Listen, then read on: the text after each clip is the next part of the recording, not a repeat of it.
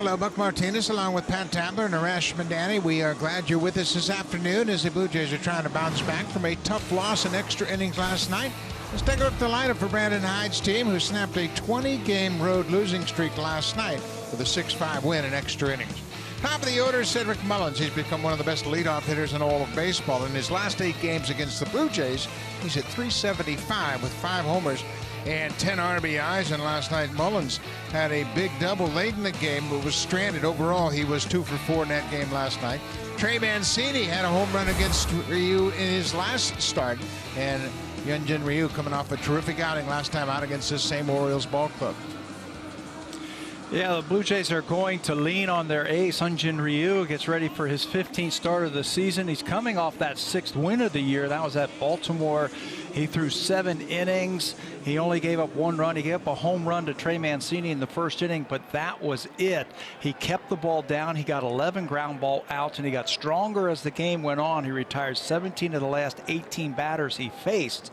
When he keeps the ball down, he keeps it on the ground. The infield's going to be very busy today if he's on his game. So Ryu's got a little delay here as he's looking into the outfield. Not sure what the issue is yet, but George Springer appears to be settling in center field. And oh, there's a gate open. There you go. That won't work. Last one out of the barn. Close the door. Come on. So evidently it was the Orioles bullpen door was open. So now we're set. So Ryu can step back on the rubber, and Mullins can step back in the batter's box, and everything looks to be intact, and we're ready to go. So Cedric Mullins batting .313 on the season. He's just 1 for 7 against Ryu. Reese McGuire behind the dish. Here's the first pitch of the game. It is in there for a strike, and we are underway. Veteran Joe West calling balls and strikes behind the plate this afternoon. Mullins, as we mentioned, had a single and a double in last night's game. He also walked and scored a run.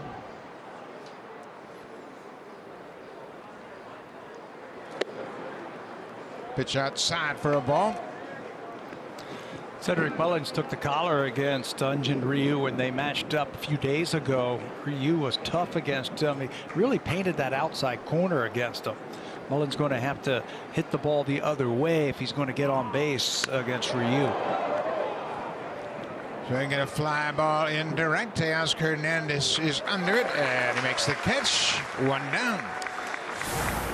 Defensively for the Jays this afternoon, this is how they will line up. They are 10th in the American League in fielding percentage. Gurriel, Springer, Hernandez in the outfield today. Espinal, Bichette on the left side. Semien and Vlad Guerrero at first base. Reese McGuire back behind the plate today to catch Hyunjin Ryu. In over at third base. That is Santiago Espinal. 35th game over there. We mentioned we got a ground ball pitcher in Hyunjin Ryu. He's errorless ball in 17 of his last 18 games, so he's going to be busy if Ryu is on today. Ryu missed with that first pitch curveball to Trey Mancini. Mancini's playing at first base this afternoon. As Pat mentioned, he had a home run against Ryu in the first inning in his last start. He pops up that fastball as a ball and a strike to the right hand, hitting Mancini. Mancini for the season batting .260, 16 doubles, 14 homers, and 52 runs driven in. Blue Jays have handled him so far this season. He's just 3 for 21, but 2 of those 3 hits have left the ballpark. A couple of home runs. Here's the 1-1 pitch on the outside corner for a strike. Good changeup from Ryu.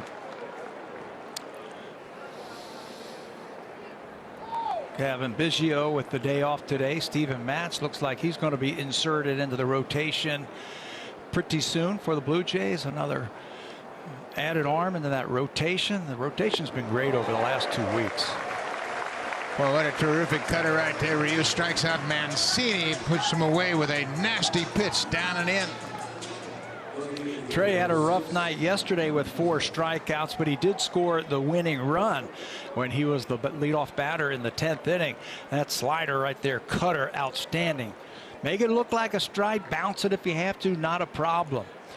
Ryu in that last start against Baltimore didn't really have as good changeup that we have seen this season. He said, I really had to battle with my fastball, my curveball, my cutter, and eventually the changeup came later in the game. Had a pretty good curveball working as he was able to throw it for strikes often. Here's Ryan Mountcastle, checks his swing on a high fastball. Mountcastle's having a terrific rookie season. He is qualified as a rookie, and he's at or near the top of a lot of offensive categories for rookies in the American League. 12 homers and 41 driven in for Mountcastle. There's a pitch off the plate outside. It's 2-0.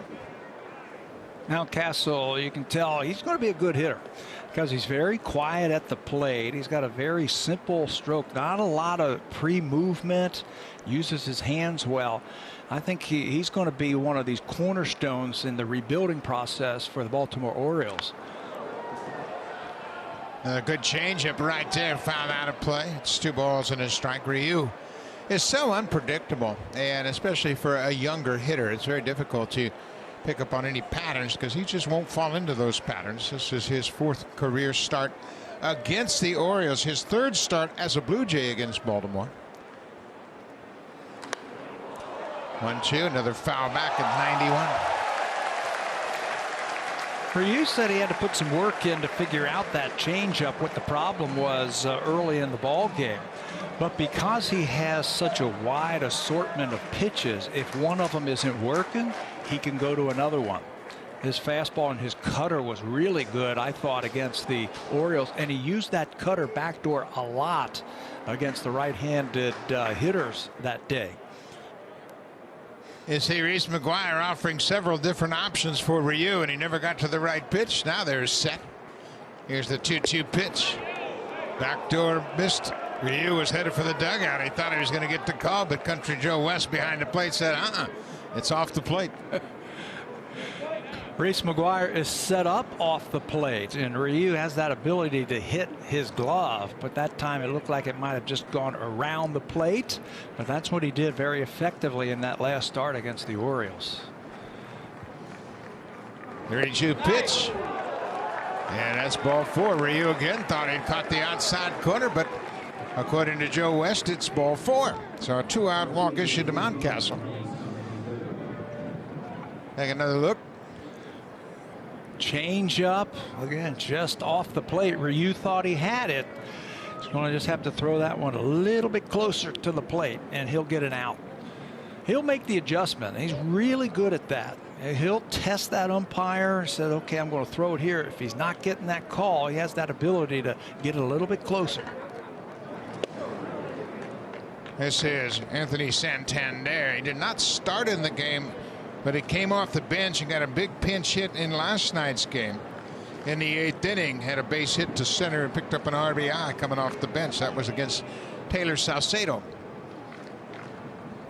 Santander is their everyday right fielder. It's a switch hitter batting right-handed against Ryu. There's a pitch on the outside corner. Ryu's going to test Joe West and see just how far he can go and catch that outside corner. And then make the adjustment. Santander has been dealing with an ankle injury basically all season long. That's why his numbers are down this season. But when he's right and he's able to push off on that leg, he's got some power in that bat.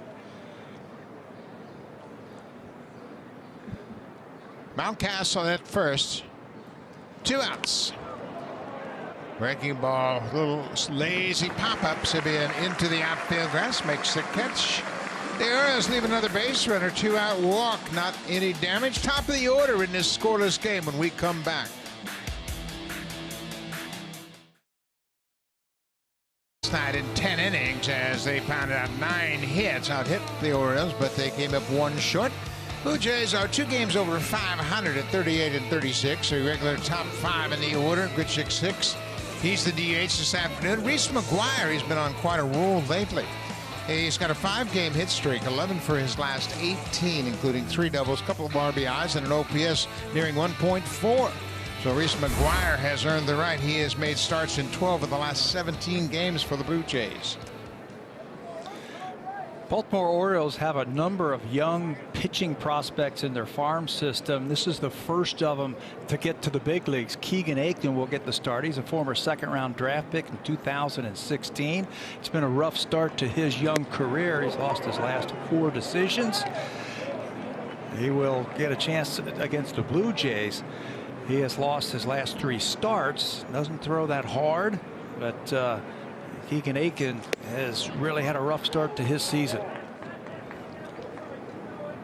He made his major league debut last year on the 14th of August. He actually made his first big league start against the Blue Jays right here at Salem Field last year.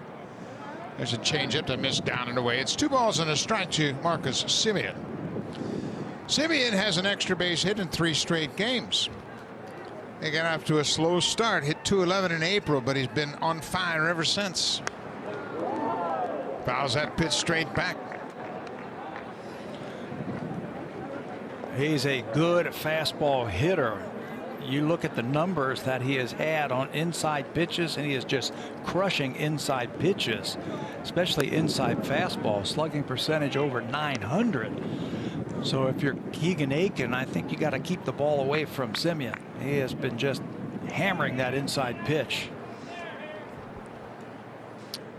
Since the 1st of May, Semien has hit .306, and he gets a fastball there. He's fouling off. We mentioned in April he had .211. He had 5 home runs, but he didn't have a double or a triple. Since the 1st of May, he's hit 13 home runs, 16 doubles, and a triple.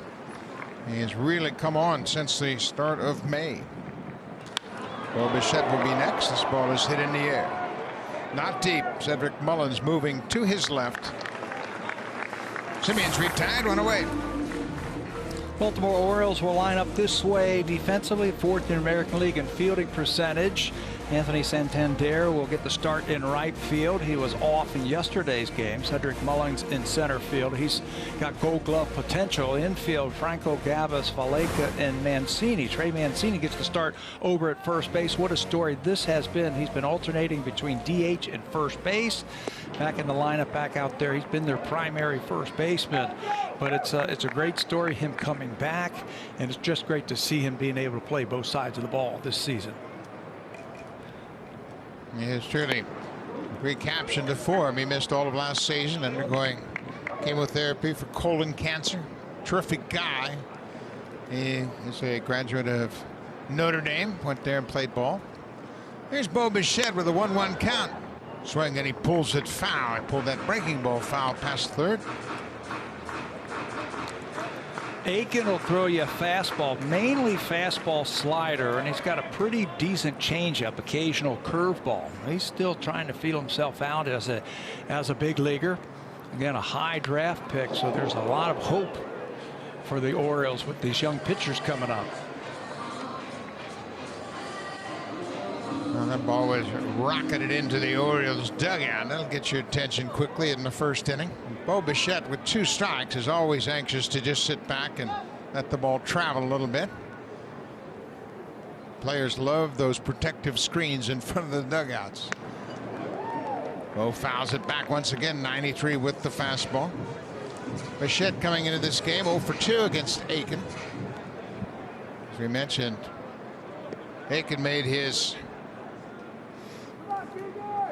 major league debut as a starter against the Blue Jays last August. Breaking ball hit on the ground. Galvis has it, quickly fires in plenty of time. 2 away. So 2 quick outs for Keegan Aiken, and that'll bring Vladdy Guerrero to the plate. Guerrero hit his 25th home run of the season last night in the 3rd inning. He had a first pitch base hit his first time up in the 1st, and then had a first pitch home run in the 3rd. So he'll step in with nobody on and 2 outs, batting .340 for the season. 25 home runs. He's tied with Fernando Tatis Jr. for the major league lead in home runs. Takes one on the inside corner for a strike. 8 of those 25 home runs have been on the first pitch this season. So Vladdy leaves that on deck circle, looking to attack that baseball. Swing and a miss. It's 0-2 quickly. Vladdy, over his last 14 games, has hit 7 home runs and driven in 14 runs. He has 49 career home runs. Inside off the plate. Interesting how Aiken is trying to get him inside. I think he's showing him that pitch inside. They've had success striking him out, throwing him slow stuff and changeups away. So I think they have to show him inside that firm fastball. Another ground ball to Galvis. Quick inning for Keegan Aiken. 3 up, 3 down. No problem. After 1, no score here in Buffalo. Game 3 of a 4-game series. Ryu back out to start the second. The McGuire-Sosa home run race captivated the entire sporting landscape. Now there are 3 young phenoms who are trying to do the same. We are witnessing a year for the ages right before our very eyes with Vladimir Guerrero Jr., who last night hit home run 25 of the season. And over on the West Coast, Shohei Ohtani and Fernando Tatis Jr. are showing us that this is going to be a thing through the summer. The latest chapter of brilliance from Tatis, who just casually went out, hit 3 home runs in each of his first 3 at-bats last night. And of that hat trick, he said, since I was a kid, that was on my bucket list. It's late June. The numbers for these two are just obscene. Springer was marveling at it all, how much excitement it's bringing to baseball again. And he made the point to me that these guys, it's like they're doing something different, something you've never seen before, Buck, each and every night. Every single night, they're all must-see TV. Whenever Guerrero comes to the plate, Tatis and Ohtani, everybody stops. They want to make sure they don't miss something special. This is Austin Hayes with a 1-0 count. Hayes is starting in left field tonight. He rips out one past the third baseman into left field. A leadoff single for the Orioles at left fielder, Austin Hayes. He does a lot of things really well. He runs the bases well, puts the bat on the baseball, can play good defense, throws well in the outfield. He's going to lead off the second inning with a solid smash right by Espinal. Santiago had no chance on that one as he was in to guard against the bunt, so he slaps it right by him. Leadoff single now. Freddie Galvis, the switch hitting shortstop, will step in. Batting right-handed against Ryu. Galvis shows bunt and drops a beauty. That's going to be a base hit. No throw at all. Freddie Galvis, the veteran, drops one down in front of Espinal, and it was a beauty. You couldn't roll it out there any better than that from Freddie Galvis. Looks like he might have hurt something on his way up towards first base. He picked on the right pitch, timed it perfectly. I don't know if it's an ankle, a knee, or what, but something happened to him on his way up to first base. That is perfectly, rolls it out there about halfway down the line. It looked like he felt it, started to slow down right there, and he might be out of the ball game.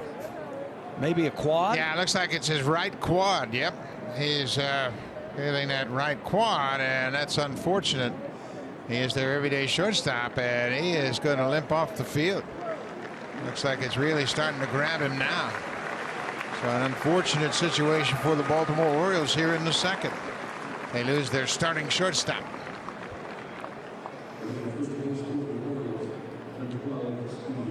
Boy, he's in a little bit of pain right there as he tries to make his way down the steps of the dugout. So after the bunt single, Galvis felt something running up the first baseline, and he is out of this ball game. So Stevie Wilkerson will come off the bench. He will take over as the pinch runner at first base. Wilkerson started in the game last night. He started at second base, so and we'll make some defensive alignment changes. So 2 on, nobody out here for Michael Franco. There's a curveball in there for a strike. Franco 0 for 4 in last night's game. A couple of ground outs, a couple of fly balls to center, and he drew one of the 3 walks off of Trent Thornton in the 10th inning. It would lead to a game-winning bases loaded walk, and the Orioles would snap that 20-game road losing streak. Galvis has faced Ryu a lot. Both spent time in the National League. He's 5 for 17. Excuse me, Franco, of course. There's a cutter down and in for a ball. It's 1-1. That is really unfortunate about Freddie Galvis going down. He is, I think, the guy on the infield, the middle of the infield, they least can afford to lose because he plays such great defense. They don't really have a natural backup shortstop on the roster, so it's going to be interesting to see who they're going to run out there since he's out of this game. Ryu steps away from one. There's a double play ball right up the middle. Ryu looked like he was trying to get out of the way of it, and it was perfect. Went right to Bo Bichette, and they turned a quick double play as Simeon flipped it to Bichette. You know, one thing that I have noticed over the last couple of years watching Ryu, how aware he is as a baseball player. You're absolutely right. That ground ball back through the middle, he knew exactly where his defenders were playing, and he just got out of the way because he knew Marcus Simeon was right behind him. He had a better chance of fielding that and turning the double play. So he said, I'm just going to get out of the way, let my guys take it from there, and they turn a big double play.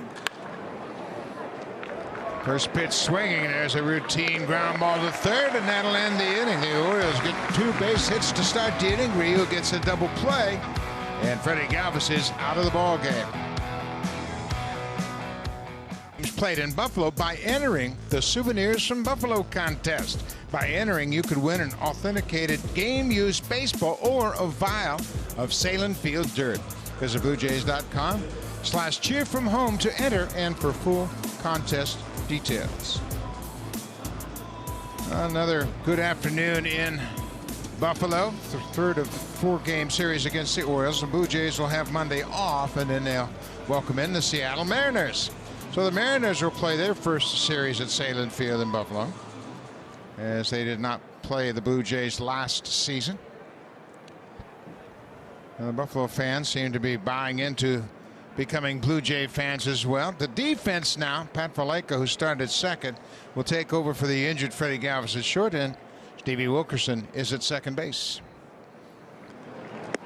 Teoscar Hernandez looks at a breaking ball up and away for ball 1. Teoscar, he was 0 for 5 in the game last night. In fact, the top 5 in the Blue Jays batting order were 6 for 22. Baltimore really kind of kept them quiet.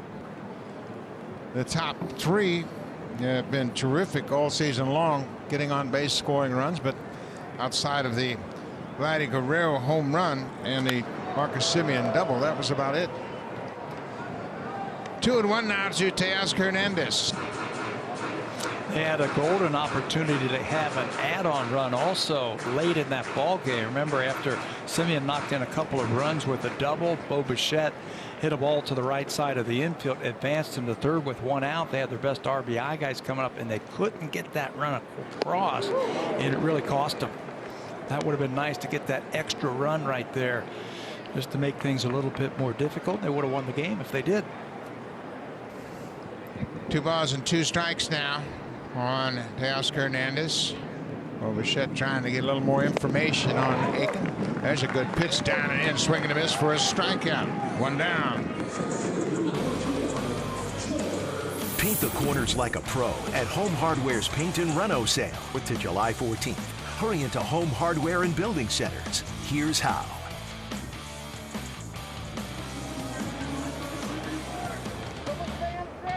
Salem Field in Buffalo. Buck Martinez along with Pat Tabler, Arash Madani. Glad you're with us this afternoon. George Springer goes after the first pitch. Springer, in his first at-bat at Salem Field, hit a deep home run to center field. It was his first hit since coming off the IL. He had been 0 for 7 in his return.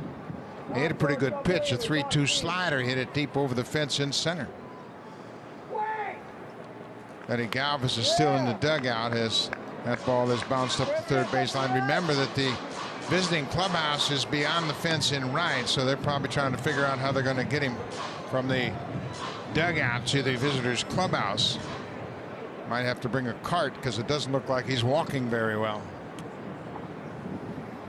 Yeah, he got a long way to go. He can't walk all the way out to the clubhouse. Not what we just saw him coming into the dugout.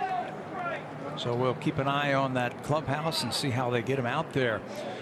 That is really unfortunate. Freddie Galvis is like the glue to the infield for this Baltimore Orioles team, and they have lost him.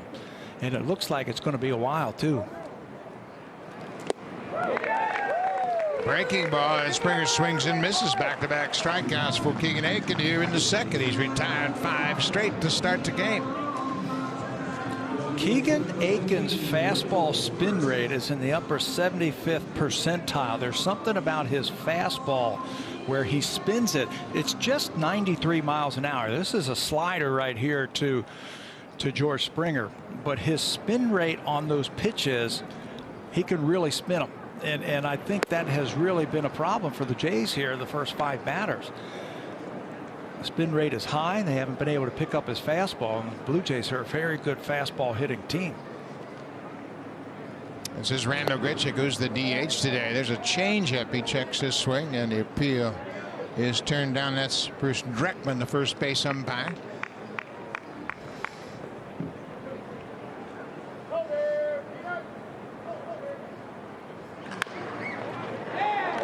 Bouncing ball toward third, fair ball. Franco unloads in a hurry. It's over the first baseman's head. It'll be an infield hit for Randall Grichuk. First base runner for the Blue Jays comes with 2 outs here in the second. Such a tough play for the third baseman to backhand a ball and then throw on the run without setting your feet. Franco feels like this is the only way that he was going to get the runner, but it's a wild throw, as you see. That is tough to keep that ball at the first baseman when you're throwing it all the way across the diamond and you don't have your feet underneath you. So Randall Grichuk will pick up the infield hit. The best that I've seen who can do that, Buck, Manny Machado was the best I've ever seen at making that play. He, of course, was a former Oriole third baseman, now in San Diego. I agree with you. I think he was terrific. And, of course, I saw Brooks Robinson play a lot. And Brooksy was terrific. But Manny Machado had such a strong arm that he could make that play 2 or 3 strides into foul territory. Here's Lourdes Gurriel Jr. He had 3 hits last night. That's a strike on the outside corner. It's 1-1 to Gurriel. Gurriel, that was his 6th 3-hit game of the season. And he's batting in the 7th spot in this order. This speaks to the volume and the depth of good hitters that the Blue Jays have. Takes that pitch inside. I think he's going to get a lot of off-speed pitches from Aiken. I think he's going to see a lot of change-ups. I think he's going to see a lot of slow stuff because he's been hitting so well. You're going to try and change the timing and rhythm at the plate because he's in such a nice groove. High fly ball deep to right field, but it's going to be short of the warning track as Santander hauls it in. The Blue Jays get an infield hit. They strand a base runner. We've played 2 complete here in Buffalo. It's a scoreless game. Hyunjin Ryu this month, his first 3 starts in the month of June, he had an ERA over 6, and his control was off. He had walked 8, struck out just 7, and gave up 5 home runs. But last time out against the Orioles, he allowed a first-inning home run to Trey Mancini, gave up a 2nd hit in the first inning, and then 1 hit in the next 6 innings. So, Pat, it looks like he's back on track now. It's all about command and control with Ryu. Those first 3 starts, he was facing some pretty good offensive teams in Houston, the White Sox, and the Yankees, and he did not have his control. He had 8 walks in those 3 starts, but he figures out ways to keep his team in the game, pitch deep in the game. He's averaging over 6 innings every time he takes the mound this month. Last start, he got 7 innings. You know, that's the first time a Blue Jay started through 7 innings since May the 22nd. And he still didn't have his best stuff in that last start, but he just figures out a way to keep his team in the game and just continue to pitch. So maybe he's on his way again. This is Pat Valaika, the shortstop now. He began the game as the second baseman, but with the Galvis injury, he moved from second to short. Change up, popped in the air. Teoscar Hernandez calls off Simeon, and he makes the catch in shallow right field. 1 away. Well, to talk a little bit more about Ryu, since he joined the Blue Jays, this is his 27th start as a Blue Jay. In 18 of those 27 starts, he's allowed 2 runs or fewer. So when he has a little stretch of problems, everybody's going, what's wrong with Ryu? Nothing. He'll get it sorted out. As you see Galvis, I mean, he's really hobbling to get up those steps out in that clubhouse. That's too bad. So Ryu shows a strike to Mullins, who squared to bunt. Mullins flying out to right field his first time up.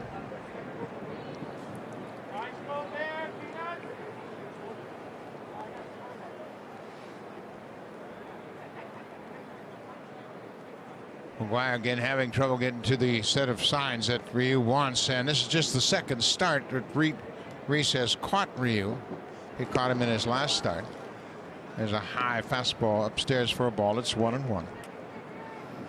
Ryu does such a great job of game planning for the opposition. He'll watch a lot of film of who he's going to be pitching against, and he'll formulate that game plan. Then he'll get with his catchers and his pitching coaches and talk about how he wants to navigate through these lineups, and he'll change on a dime if he has to.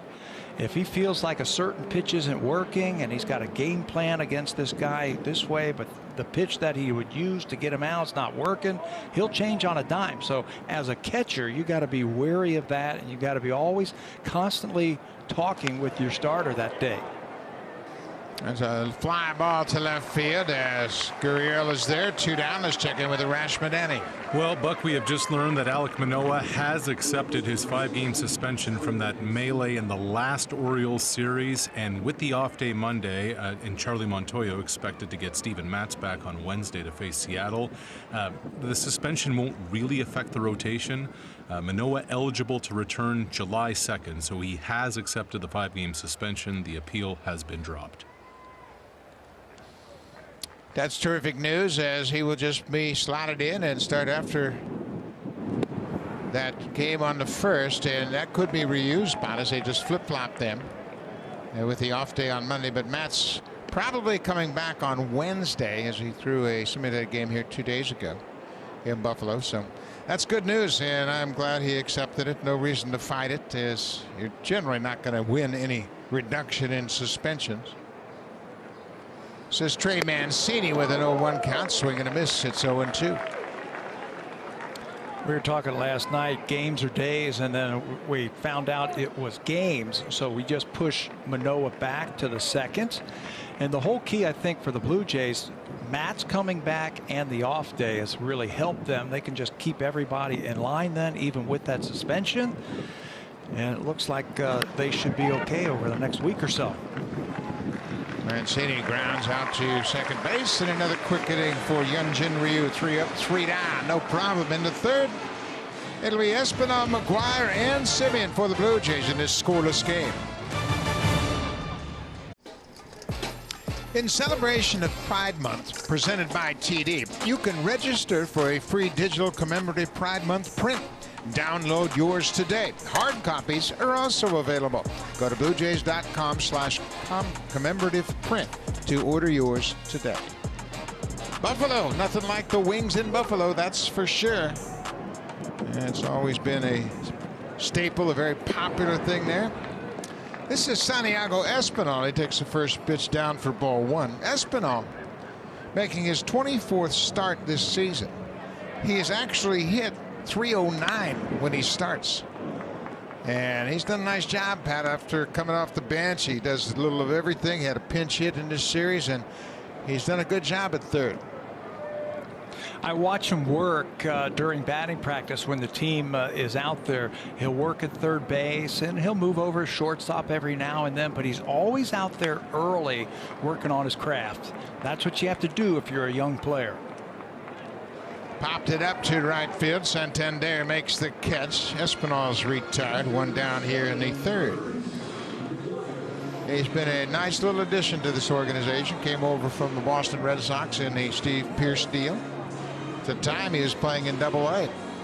And he has fit right in the clubhouse, in the locker room, on the field. He's done a good job. So here's Reese McGuire. Boy, Reese has been a nice story for the Blue Jays. We've mentioned Reese has started 12 of the last 17 games for the Jays. He's done a good job at the plate and a very good job behind the plate. Swings at the first pitch, as he's done often in this stretch, and Stevie Wilkerson, the second baseman, calls for it and makes the catch. 2 quick outs for Aiken here in the third. I think it speaks volume that he is back into the lineup today, semi-day game after a night game. But I think that might have more to do with him catching Ryu than facing the left-hander on the mound. I thought at one point maybe Riley Adams would get the start this afternoon against the left-handed pitcher, but it looks like Charlie Montoyo and the pitching staff, the pitching coaches, want to keep Reese McGuire, the veteran catcher, with Ryu behind the plate this afternoon.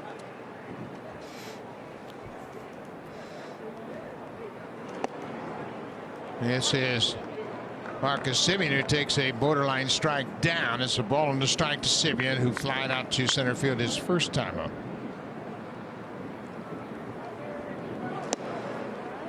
There's another pitch and another borderline strike low. Semien not reacting at all, but both those pitches were really borderline low. 1-2. Swings at that pitch outside corner and fouls it up. That's what I was talking about earlier, about the fastball spin rate is high for Keegan Aiken, and it's really surprising the Blue Jays. It's just registering 92, 93, but they're having trouble picking it up. You know, there's so many things that factor in as far as whether or not you're going to hit a pitcher, and we had one of the great examples of that with Marco Estrada. He was so good, and he didn't throw much harder than Aiken, and he just had the ability to make quality pitches. There's a ball ripped past the third baseman down the left field line into the corner. Semien is headed for second. The ball gets hung up in that fence down there, and he breezes into second with a 2-out double. That's 4 straight games now for Semien with an extra base hit. And he is just wearing out that left field line lately. Gets that 4-seam fastball, and he's so quick on the inner half. If they try and sneak that thing by him, he's able to just pull those hands in and rip that ball down the left field line. That's 2 days in a row he has shot one down the left field line. Another extra base hit. Blue Jays' second hit of the afternoon. So now Bo Bichette with a chance to get the Blue Jays on the board here. No score. We're in the bottom of the third inning. Bo grounded out to shortstop his first time up. Goes after the first pitch and rips it into the alley at right center. That'll go all the way to the wall. Semien is in to score, and Bichette is hustling into second with an RBI double. And the Blue Jays break out on top 1-0. Good to see, second time through, get a gauge of that fastball. First time through, it looked like they were surprised a little bit that it was getting on them. First Semien, and now Bo is able to rifle that ball up the alley in right center field. That's a fastball down and away. And Bo has that great plate coverage like a lot of the young Blue Jay hitters do. He's able to inside out that ball, trades places with Marcus Semien. Blue Jays are on the board. RBI number 50 for Bichette. As Semien scores, it's 1-0, and now here's Vladdy Guerrero. Back-to-back 2-out doubles for the Jays. Swinging a high fly ball to left field. This ball's gonna go. Gone. 2-run home run for Vladdy on the first pitch again.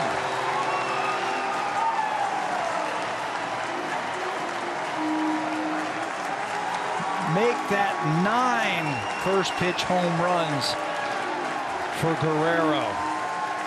One of these days, those pitchers are going to figure that out, and they're going to say, you know what, I better spin something up there or keep it off the plate. He goes up there, like we said last at bat, from the on-deck circle, just ready to hit, especially with runners in scoring position. Ball down, he goes down and gets it, and he's able to get it out of the ballpark with ease. For Guerrero, that's his 50th career home run, a 2-run homer. And how about 3 runs here in the third, all coming with 2 outs. Vladdy Guerrero has retaken the lead as the major league leader in home runs. Over to you, Tatis Jr. Ohtani, who's up next, right? Ball and a strike to Hernandez. Swing and a miss at a breaking ball. He's behind 1-2 now. Boy, oh boy, that's a 7-game hit streak now for Guerrero. Looking at some of the notes after last night's game, with the home run last night from Vlad, he became the 3rd fastest in team history to hit 25 home runs in the season. He did it in 74 games. And here's another one. How about back-to-back home runs? So it took the Blue Jays just one at bat to get zeroed in on Keegan Aiken, and they have jumped all over him here in the 3rd inning. Back-to-back home runs for Teoscar, his 11th home run of the season. It's 4-0 Blue Jays. First time through the lineup, it looked really easy for Aiken. All he gave up was the infield hit to Grichuk. He got the first 2 outs very quickly here in the 3rd inning, but now the 2nd time through, the Blue Jays are picking up on that fastball. Teoscar does not miss that one. Home run number 11, RBI number 45. And this was a no doubt about it. Inside part of the plate, and he's good there. He's good. If you throw it inside, he's going to pull it out of the park. The 6th time the Blue Jays have hit back-to-back home runs this season. And Teoscar Hernandez, he drilled that one. So Bo Bichette picked up his 50th RBI with his double. Guerrero hits his 50th career home run with his 2-run home run. And Teoscar hits his 11th home run, all coming here in the 3rd with 2 outs. The pitching coach Chris Holt with a quick trip to the mound to have a visit with his starter Keegan Aiken. Here's George Springer. He pulls it on the ground. Franco has it, and the inning is over. But another terrific 2-out rally by the Blue Jays, started by the Simeon double, followed by Bo Bichette, and then back-to-back home runs by Guerrero and Hernandez. 4-0 Blue Jays. Arash Madani earlier talked about the attraction of this home run race with Guerrero, Tatis, and Ohtani. And boy, oh boy, this is not all that dissimilar from the McGuire-Sosa race back in the 90s when they would go back and forth almost every night. Vladdy, after Tatis hit 3 in last night's ball game, says, I got to get back out in front. So with one swing, he smokes that ball to left field. Tatis hit those 3 home runs all in his first 3 at-bats yesterday. He had 3 home runs after 4 innings. Vladdy's had a 3-homer game already this season. I mean, they're going to go back and forth all summer long. And Ohtani's not going to fall out of the race for sure. Here's Ryan Mountcastle. He drew a 2-out walk his first time up. Here again, Ryu and McGuire having trouble getting together on the signs.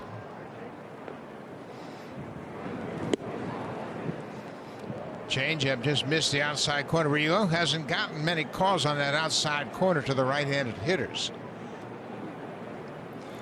Finishing up that home run talk, Tatis announced that he's not going to be in the home run hitting contest in Colorado. Vladdy's already said he's not going to be in it. They want to both rest up and have big second halves for their ball club.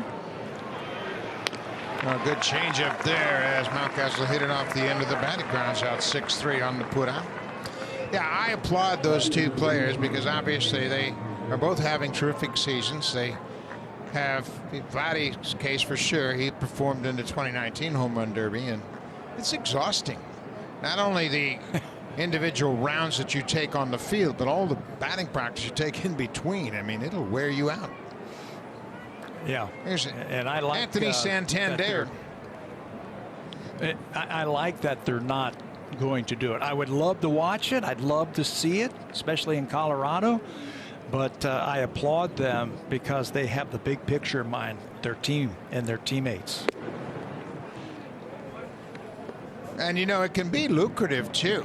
There's no question about that. I believe that Pete Alonso, he won $1 million, I think, in the home run contest in Cleveland in 2019. So, yeah, it can be lucrative, but I don't think either one of these guys are concerned about money right now, especially Tatis after he signed his big deal. 2-0 now to Santander. 4-0 Blue Jays as they're trying to erase the memories of that difficult loss last night. Blue Jays just really trying to string together a bunch of wins. This is the first of a 10-game homestand. This first 4-game series, and there's a base hit. No, a line drive right to Bo.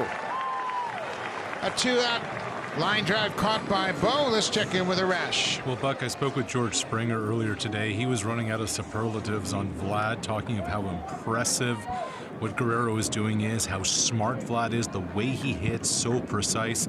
Springer said it honestly feels like every night Vlad is either hitting it off the wall or over the wall, and Springer is just so impressed with the intent and the approach that Guerrero has. He said, you know, sometimes it gets lost how young he truly is. Well, that's sure the case. I mean, you forget he's 22.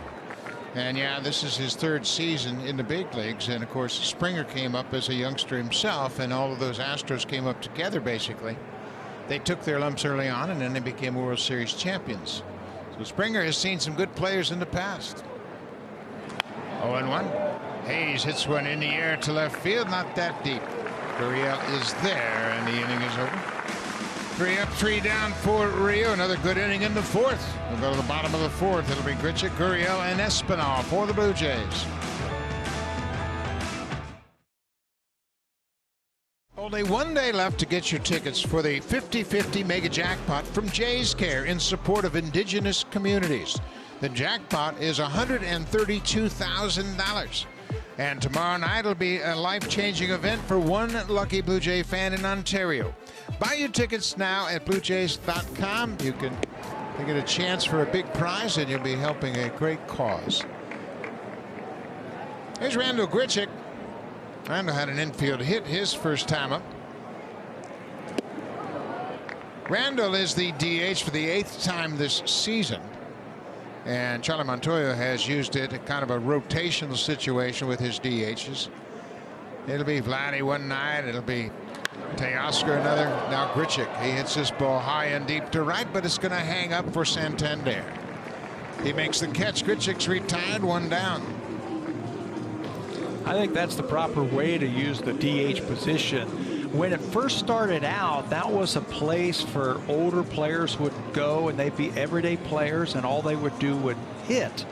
Nowadays, it's a position that you use to rotate guys in and out to keep them fresh, get them off their feet, but still keep the bat in the lineup. Yeah, the DH was brought in 73, and there were a lot of aging stars in the American League, and they wanted to keep them to be an attraction for their respective teams. I remember Harmon Killebrew came to us in Kansas City, and he served as the DH. Orlando Cepeda was in Boston, and he was the DH for a while. There were a lot of the older stars that had a chance to continue their careers as the DHs early in the 70s. Different story now. There's a fastball right at the knees on the outside corner. Yeah, and then there was a time where there were players who were good hitters but not very good with the glove, or they weren't very fast, and they became DHs, and the position really took off. And then there was some, again, it reverted back to towards the end of their career. Maybe injuries happened. Paul Molitor comes to mind. Dave Winfield comes to mind, that you could prolong your career, get to 3,000 hits, get to the Hall of Fame, as Gurriel fouls that ball off 2-2 now. And now it seems like it's a position that's open for everybody. So it seems like it's constantly evolving. Yeah, I would think there's only one true DH anymore in the American League. That'd be Nelson Cruz. Everybody else uses it as a off night for their regulars.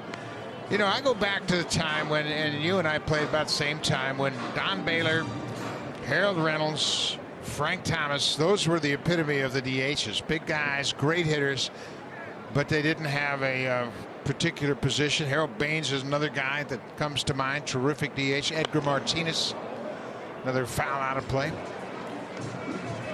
Yeah, and that's they either, like for Harold Baines, he was an outfielder, but he had some knee problems, and they made him a DH, and he became a great DH.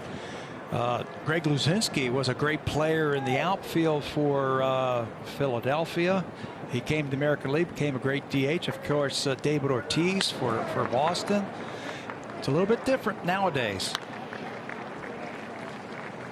There you go, grounds out, 2 away. From the best shows and films to live TV from across Canada, discover CBC Gem and stream for free.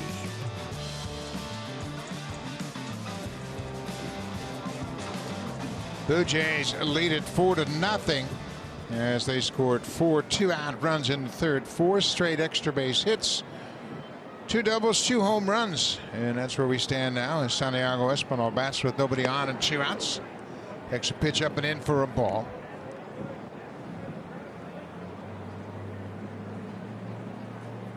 Blue Jays with 2 more home runs. They had 2 home runs in the game last night. Springer and Guerrero both going deep. Today, Guerrero and Hernandez went back to back. And Espinal drills one that's just foul down the left field line. He got out in front of it, hit it hard, but pulled it foul. When you're not an everyday player, and SB, he's been playing, but he hasn't been an everyday player. When you get that chance, you have to take advantage of every pitch. And I think he does that. He's an aggressive hitter, which I like. Your mind's going to tell you, hey, you're going to swing until you recognize that ball off the plate. And I think that's why he's had a lot of success. There he takes a called strike on the inside quarter. It's 1-2 now. I agree with that. I think he has a great mindset when he comes in to start games. Be aggressive. And he goes the other way. It gets another base hit. Santander will get over to cut it off, and Espinal with a big wide turn at first will stop with a 2-out single. He continues to do a good job. He has hit over 300 when he starts in ball games. When you're aggressive, you don't have time to be in between of your swing. You just see the ball and you're ready to swing. That's a 2-strike approach. He recognizes curveball, slaps it the other way, and that's a big at bat, a big base hit, because it gets the number 9 hitter up, Reese McGuire. And if he, doesn't get a hit here, you turn the lineup back over to start next inning. Big 2-out hit again for the Blue Jays. McGuire popped out to second baseman, his only time up. Batting .316. He has just 79 at bats in the season.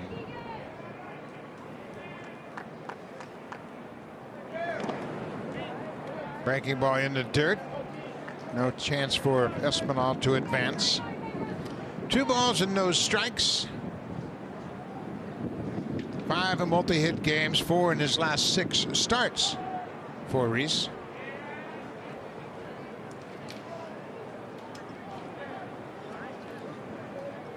Espinal with a conservative lead. I doubt he'll be running in this situation.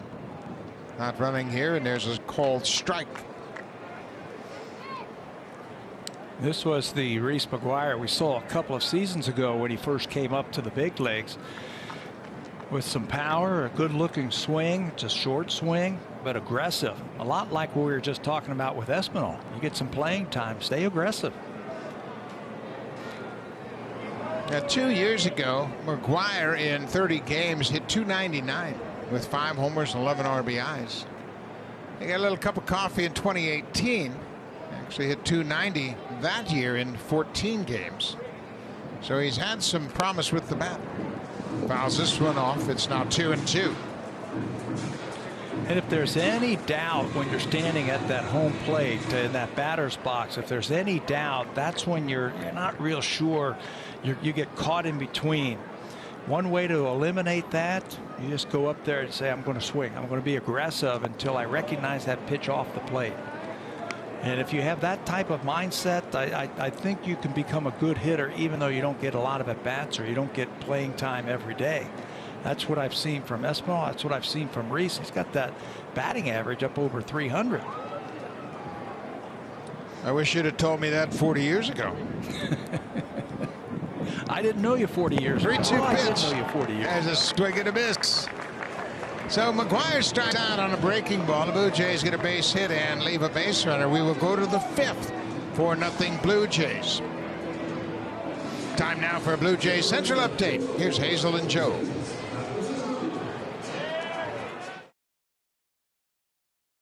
The wait is over. The Stanley Cup Final begins Monday, and Hockey Central gets you set at 7:30 Eastern. Then it's Game 1, Montreal and Tampa Bay. The Canadiens looking for their first cup since 1993. Stanley Cup Final on Sportsnet and CBC. Downtown Tampa, not far from Amalie Arena. That's where they'll open up on Monday night. The Stanley Cup Finals, and what a run for the Montreal Canadiens. 1993, their last Stanley Cup. Should be exciting. Tampa Bay is all fired up for it. Ryu delivers a first pitch strike to Stevie Wilkerson. Wilkerson getting his first plate appearance. He came in as a pinch runner when Freddie Galvis injured himself running up the first base line on a bunt base hit in the second. Wilkerson slashes it foul down the right side. Wilkerson's a switch hitter, batting right-handed against Ryu. Wilkerson started in the game last night and went 0 for 2 before he was lifted in favor of a pinch hitter. Ryu has allowed just 2 hits. They both came in back-to-back order in the second. Austin Hayes and Freddie Galvis. There's a strike called strike 3, right on the quarter, down and away. You know, that was the pitch in the last game that really bailed him out and helped him to pitch 7 innings. That backdoor cutter to the righties, they give up on it. It's really moving a lot tonight or today, and he freezes Wilkerson's second strikeout of the afternoon for Ryu. 9 in a row set down by Ryu. And Michael Franco, he hit into the double play after those 2 base hits in the second. A 4-6-3 double play. Ball bounced right over the mound. And there's a good curveball to start the at bat. Swing and a miss by Franco. Just watching Ryu so far this afternoon, it looks like his curveball's back, his fastball, the cutter, changeup, but we haven't seen many of those. That might have been one right there that to throw it for a strike. If you've got 2 pitches that you can throw consistently for strikes to each batter, you're going to have a good outing. If you've got 3, you know, you're going to go deep into a game. There are times where Ryu's got 4 pitches that he could throw at any time in a ball game. That's when he has his best outings. All right, that's a terrific changeup right there as Franco fouled it off. Ryu is now 34 years old. He turned 34 in March. And, you know, he's been in the big leagues. This is his 8th big league season. But in Korea, he pitched in 190 games. He had a lot of experience in Korea before he came to the big leagues. And there's a little jam flare that's caught by Simeon. Got in the kitchen of Franco, and he flies out to the second baseman. A little humpback liner. Soft stuff early, and then you change speeds by throwing a fastball, and you totally mess up the timing of that hitter. He just can't get the barrel out in front, jams him, and Simeon will haul it in for the second out. That's called pitching right there, backwards and forwards. 2 outs as Ryu is really locked in here. 5th inning as Pedro Severino steps in, the catcher. And he takes a first pitch strike. Everything is working for Ryu. Severino grounded out to the third baseman, his only time up. Batting .225 for the season. He has done the majority of the catching for Baltimore, making his 48th start here this afternoon. Ground ball. Bo has it bounce up on him, stays composed, makes the play. 3 up, 3 down. Hyunjin Ryu has retired 11 in a row. He's been extremely efficient. 7 pitches in the second, 9 in the third, 8 in the fourth. Ryu is dealing. Junior Jays. Check out our new interactive kids game on the Ballpark app in the Junior Jays Hub, presented by Boston Pizza. You'll find a brand new skee ball game, match game, and puzzle game. Download the Ballpark app and go to the Blue Jays team page. Then visit the Blue Jays Junior Jays Hub, presented by Boston Pizza. There's a Junior Jay right there. He's got his flag. He's got his jersey. Dad's got the big number 1 working. Everything is good in Buffalo at Salem Field this afternoon. And the Blue Jays have a 4-0 lead. Top of the order for the Jays, it'll be Simeon, Bichette, and Guerrero. As Marcus takes one off the plate. Marcus had a double in the third that extends a streak of 4 straight games with an extra base hit. There's a strike on the outside corner. It's 1-1. Blue Jays had 4 consecutive extra base hits after 2 were out. That's how they got that 4-0 lead. That's what happens. That's how fast it can happen against this lineup. You can be cruising right along, hit the first couple of batters in an inning, and next thing you know, you're down 4-0. That's popped in the air into the outfield. Cedric Mullins, the center fielder, takes charge. He makes the catch as Simeon's retired, 1 down. You know, you make a great point, Pat, about the Blue Jays and how as the game goes on, it seems like they're all exchanging information on the bench. Okay, what did you see? You know, they didn't do much against Aiken first time through the order. They had a infield base hit. That was it. First 9 guys. Grichuk had a ground ball base hit to the third baseman, and after that, seemed like they got a better feel. Everybody was talking about what they're seeing, and they passed the information along from one to another. And they picked up a lot with that iPad sitting on the bench. We're always getting the Blue Jay hitters looking at their at-bats right there on the bench and getting an idea what the pitcher's trying to do to them. So that second time through, you're going to have more success. There's another shot into right field. Santander overruns it, and Bichette will end up at second base. A second consecutive double. He doubled last time and then brought Guerrero to the plate. And when Vladdy came to the plate last time with that runner at second base, kaboom to left field. StatCast powered by Google Cloud, 403 feet. As Vladdy homers in back-to-back days, gave the Blue Jays a 3-0 lead at that time. He was followed up that with another home run by Teoscar Hernandez, but day in and day out to watch this guy do what he does to the baseball, it's pretty impressive. It's absolutely dramatic, and we heard an interview, and Arash interviewed George Springer before the game, and he talked about how smart Guerrero is. Well, he goes to the plate with a game plan. As you see, Connor Wade just called up and added to their roster last night. But Guerrero steps in the box with a game plan, and very rarely does he deviate from that plan. So Bichette's at second, 1 out. We're in the 5th. 4-0 Blue Jays. Vladdy homered his last time up.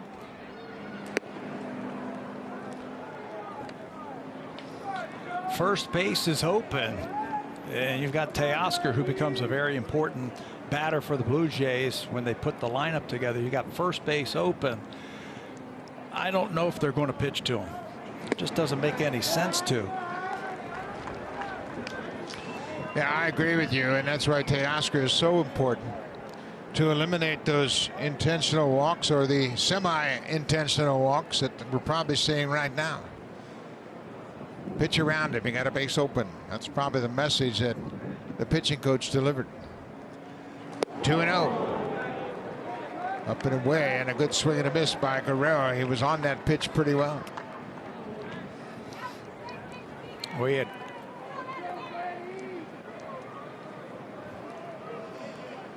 Freddie Galvis hobbling around down by the visitors' clubhouse. He left the game after a bunt base hit running up the line. He felt something in his right quad muscle, and he is out of the game, and he's going to go on the IL. Walking around like that.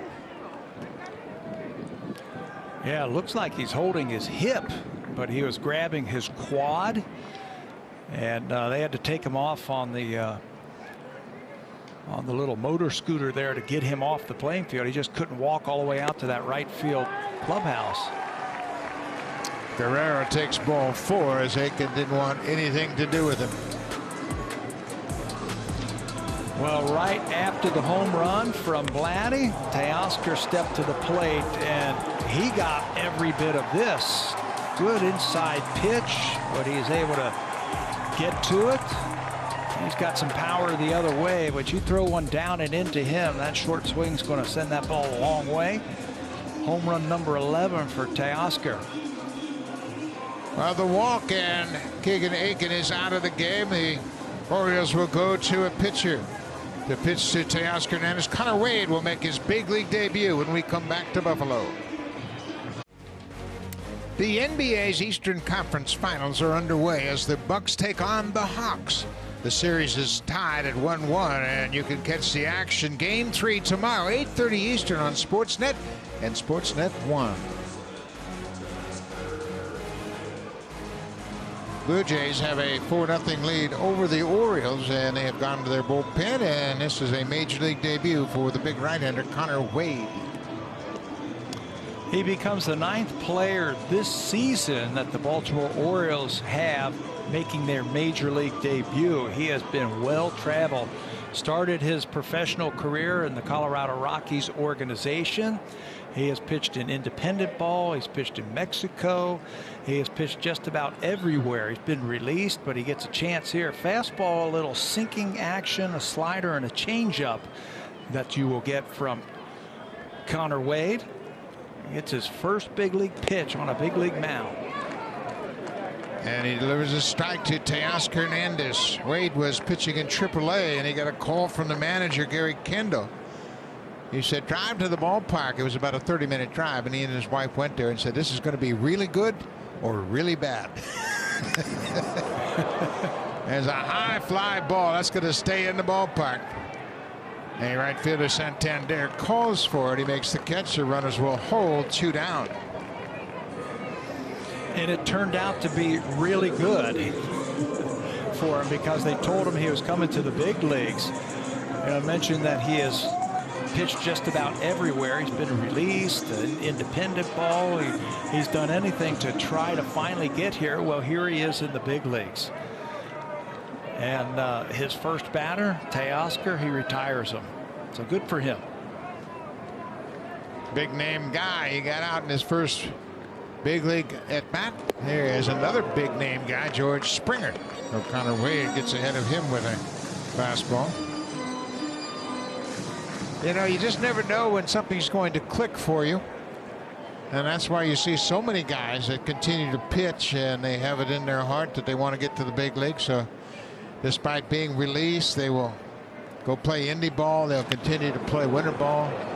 Springer gets jammed and lifts a popper down the left field line. This is going to be trouble. It's in and out of the glove of Valaika. And Espinal is in to score, or excuse me, Bichette's in to score. As Springer gets a little blooper that Valaika had it in his glove, but it popped out and fell safely to the ground. And it'll be an RBI for George Springer. And if you're George and you hit the ball, you're like begging him, get down, get down. The only guy who had a shot was the shortstop, Valaika, right off the end of his glove. That will get a base hit and an RBI for George Springer. As Valaika shifted over from second base at shortstop, just cannot corral it. And Blue Jays now have a 5-0 lead. Randall Grichuk is 1 for 2. Takes the first pitch cutter for a strike. Well, Springer credited with an RBI. Bo scores for the second time today. He continues to lead the majors in runs scored.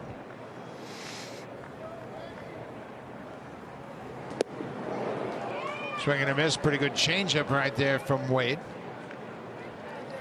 Yeah, he's got a good changeup. He holds it in his hand while he's getting the sign in that changeup grip, so he doesn't change to it and then give away what he's throwing. He's aggressive. He'll throw you a lot of strikes.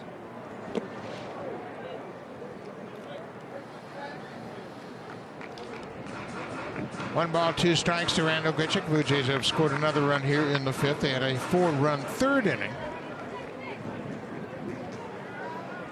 I think after last night, they'll just try to continue to add on to their lead. Had a 5-1 lead in last night's game and ended up losing 6-5 in extra innings.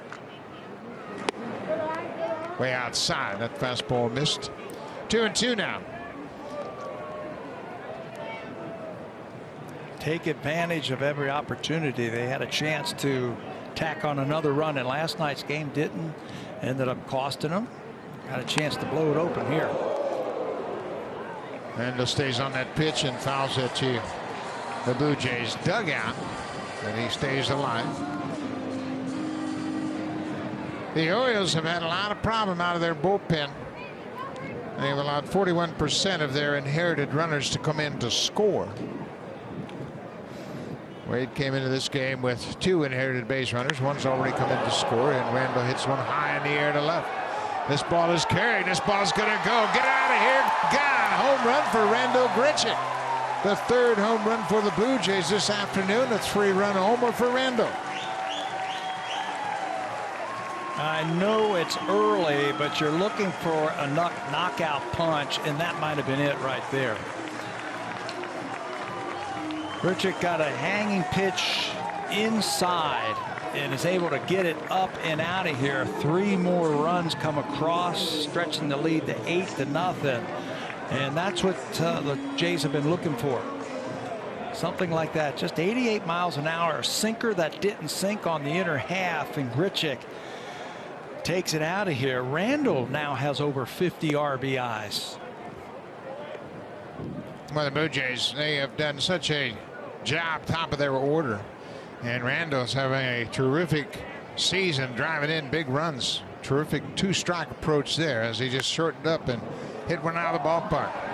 There's another hard hit ball. Valleca knocks it down, and Gurriel's retired.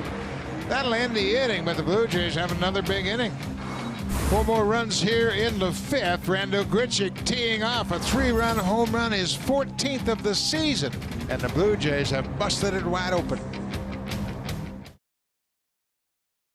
To get their hands and gloves and belts examined for the sticky stuff. Meanwhile, in the shadows, baseball and Rawlings have spent the last couple of years working on the development of a new ball that already has a universal tackiness into it. So this is a prototype of a baseball that was tested by pitchers in backfield bullpens during spring training back in 2019. A substance already built into the ball, so no mud needed to be added. The goal, of course, being a better grip for pitchers and fielders, easier to see for hitters. The commissioner's office has had scientists study the physics of these new balls. They don't have a ton of sample size yet to create data on the performance of it and how it compares to the standard baseballs. So, Buck, if a new baseball doesn't get approval, they're now thinking about maybe a universal sticky substance that everyone could use. That could be an option that they explore later this offseason. Well, that's a very great story right there, Rash. Thank you for that. And I know that the baseball has been a point of concern for Major League Baseball, and pitchers, they talk about not being able to grip it. So they went to the sticky stuff, and that got out of hand, obviously, as they used it for competitive edges, not just for a grip. And I don't buy any of that stuff. Well, we wanted to make sure we didn't hit any batters. That's the last thing pitchers are concerned about. 1-1 pitch to Valleca as he fouls it out. But in Japan, for a long time, each home team had their own brand of baseball. It was really unbelievable that you'd go to one park and they'd have one baseball, next park would have a different baseball, and finally they went to a uniform baseball. But there was a period, and I'm not sure if it's still the same, that they had a tacky baseball that they would use on a regular basis. And it was covered with tin foil. Came in a box, had tin foil around it because it was already tacky. And they used it in Japan for a few years, and there's been a lot of manipulation with the baseball in Japan over the history of that league, but I think they could come up with something that everybody would find acceptable for sure. There's a fly ball off the bat of Valleca, and Springer runs it down, 1 out. So if they're talking about a universal tacky substance, does that mean like the rosin bag on the mound is going to have some sticky stuff on the mound for the pitcher to just go back there and grab something just like the rosin bag? That's what it sounds like to me. Yeah, I think that could be something, but what they're doing right now is ridiculous. I'm sorry, it's ridiculous. The umpires, I'm sure, are embarrassed by it. The players are embarrassed by it. And to do it mid-season is just a joke. And it's unfortunate that it came to this, but there was no reason to implement this during the season. And we've already seen some ugly incidents, and obviously you're going to have a reliever that's just gotten hammered walk off the mound. The umpire says, hey, can I check your hat? I can imagine what the pitcher's thinking about right then.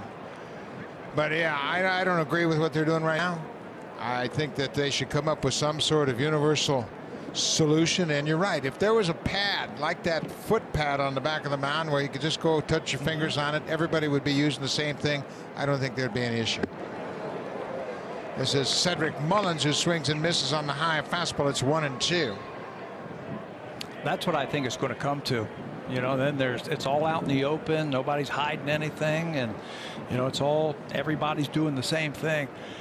How they get to that point, we will see, but we'll play it out the way we are right now.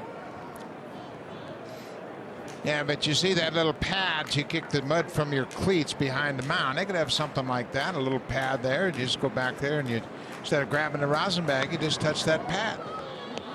Then everybody's using the same pad, everybody's using the same stuff, and nobody is getting a competitive advantage.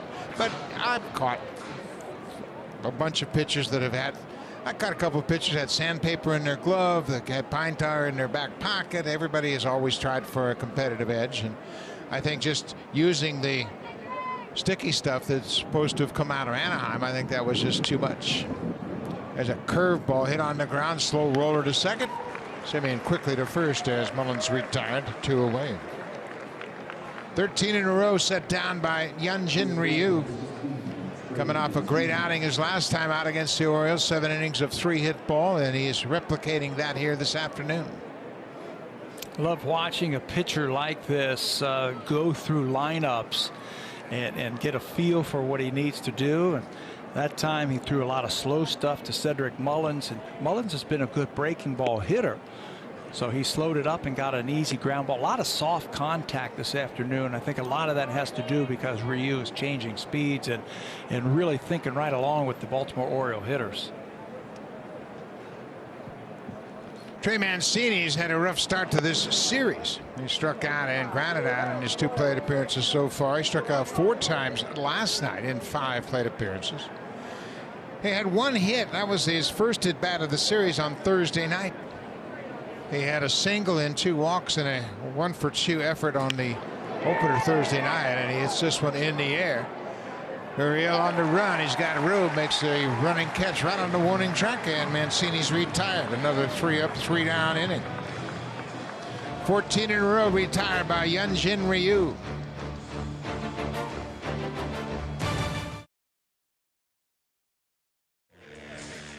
The Red Sox have won all 4 games against the Yankees this year. Tonight, Boston tries to make it 5 in a row against the Bronx Bombers. Catch the game at 7 Eastern on Sportsnet and Sportsnet Now. There was a full house last night at Fenway Park.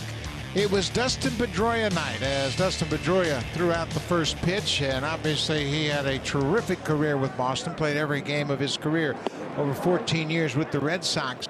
And he had his family there, and they honored him before the game. He threw out the first pitch, and Dustin Pedroia has retired after a terrific career. Rookie of the Year, MVP, multiple Gold Gloves. He was a great player that had to finish his career because of an injury. Great player. World Series champ, gamer, set the tone for that team. Yeah, hard-nosed as they came, played the game the right way. Great career.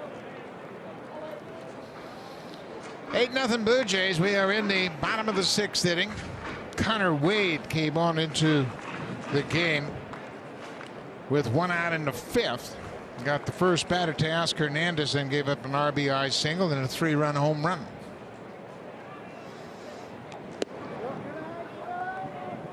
Outside corner. Wade thought it was a strike, but that has been a ball all day long for Joe West, the umpire. That first base side of home has not been a consistent strike. Yeah, and if it's a ball, it's probably off the plate, because we all know Joe West has seen a lot of baseball in his career.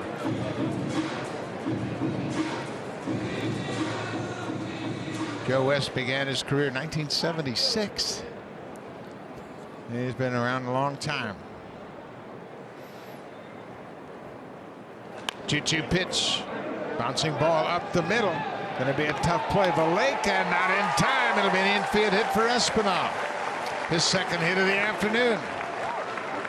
Now a message from Off. Enjoy your summer pest-free with Off mosquito and tick repellent. Off, live on. Charlie Montoya has got a super sub in Santiago Espinal. Whenever he puts him in the game, he gets a couple of hits, and he's got 2 more hits today. Leadoff single here in the 6th. Espinal came into this game with a .286 average overall. 2 more hits today. So here's Reese McGuire. He is 0 for 2 so far this afternoon. But he's calling a heck of a game for Hyunjin Ryu. Ryu has allowed just 2 hits over 6 innings. Goes after the first pitch.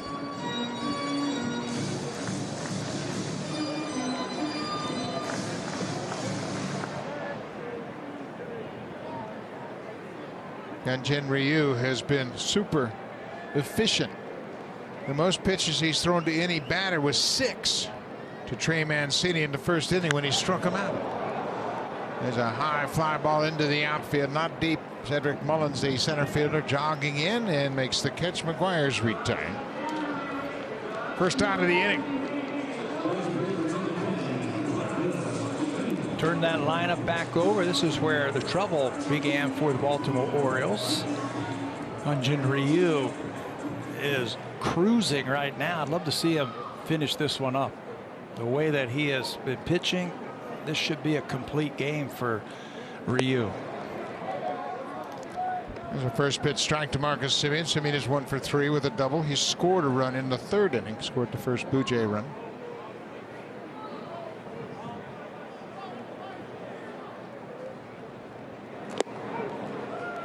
Swing and a miss on an outside fastball. It's quickly 0-2.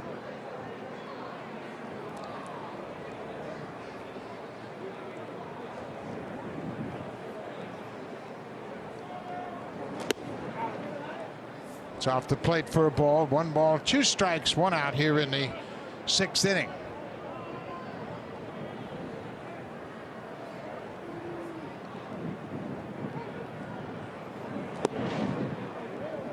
That ball missed badly. It's 2-2. Trying to nibble after he got ahead against Semien. Marcus has a double, a couple of flyouts. He's got Espinal over at first base. Got some speed over there. He got down that line for that infield hit. Ball is fouled out of play. Another 2-2 pitch to Semien coming up. Espinal, we mentioned, he does a terrific job fielding at third base, and he's swinging the bat pretty well coming off the bench. It's tough to do. Semien drills this one to left. This ball is going to be off the wall. One hops the fence in left field. Espinal will go to third. Semien has his 2nd double of the afternoon, and the hits just keep on coming. Ball was hit so hard he couldn't score. He's got some speed, plenty of speed to score, but that ball was hit so hard by Semien it ricocheted off the wall right to the left fielder. Sinker again over the middle of the plate, and he's been tough on the inner half. Hitting over 370 on fastballs on the inner half. Hits that one up the gap in left center field. Left fielder's all over that and gets it back in quickly enough to hold Espinal at third base. Bo takes a big cut on the first pitch and fouls it out. 2nd and 3rd, 1 out. Chance to build their lead. Bo's had a good day. He too, like Semien. A couple of doubles today. Semien has 18 for the season. Bo has 17. The infield is drawn in with 1 out. Popped up and down the left field line. Franco looks like he's got room, but it's going to drift over the fence and out of play into the seats. Nice looking play by the fan down there. Blue Jays have hit with runners in scoring position today. They've left just two on base. There's the fan that made that catch. Brought his first baseman's glove. to the ball game today. Pretty good day in the ballpark. They watched the Blue Jays put up all these runs and then catch a foul ball. 0-2 to Bichette. Bouncing ball as the infield is in. Espinal has to hold at third. 2 down now. So now here's the dilemma for the Orioles. You pitch to Guerrero or you pitch to Hernandez with the bases loaded. They didn't pitch to Guerrero last time. They ended up walking him. You could put down intentional walk. They weren't even trying to throw him a strike. I say you're a young team. You're not going anywhere. Let me see what you got. Challenge them. Let's see. Don't run from them. Let's see what kind of team you have. Pitch to them. See if you can get him out. Maybe if you do, you get a little confidence going. You got a rookie pitcher facing him for the first time. Way outside. He missed with that fastball, pulled it well off the plate. Guerrero is just so patient. The walk he took in the 5th inning was his 46th walk of the season. It's a 2-run home run in the 3rd, grounded out in the 1st.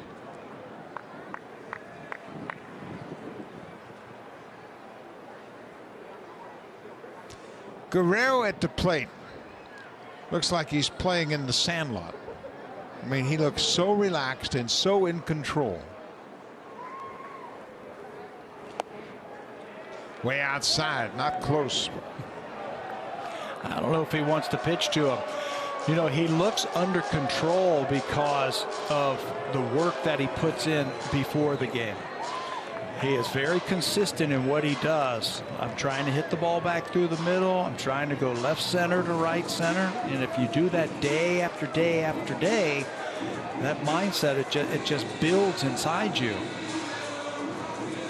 And he has come to the ballpark, been disciplined enough to go through that routine every single day, and he's carried it into the game.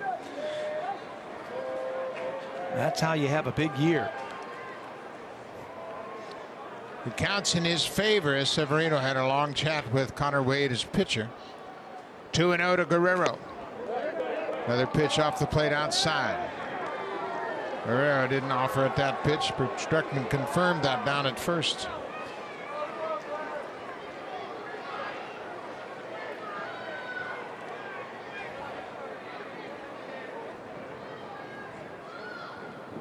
Guerrero leads the majors in batting with runners in scoring position, and there's another wide one. 4-pitch walk. So pick your poison.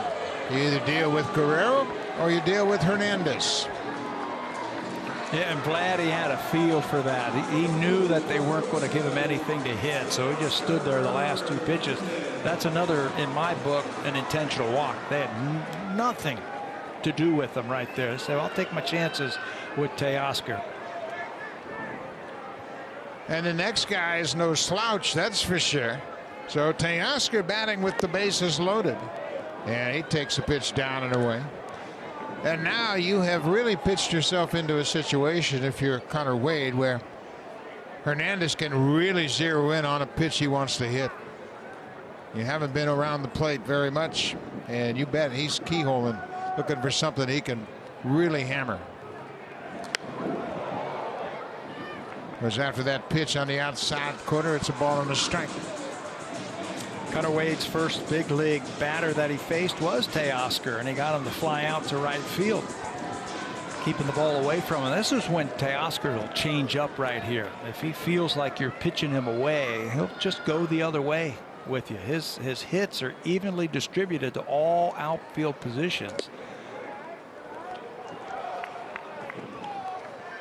Ball outside. It's 2 balls and a strike to Hernandez. The Blue Jays have an 8-0 lead. They're batting in the 6th with the bases loaded and 2 outs.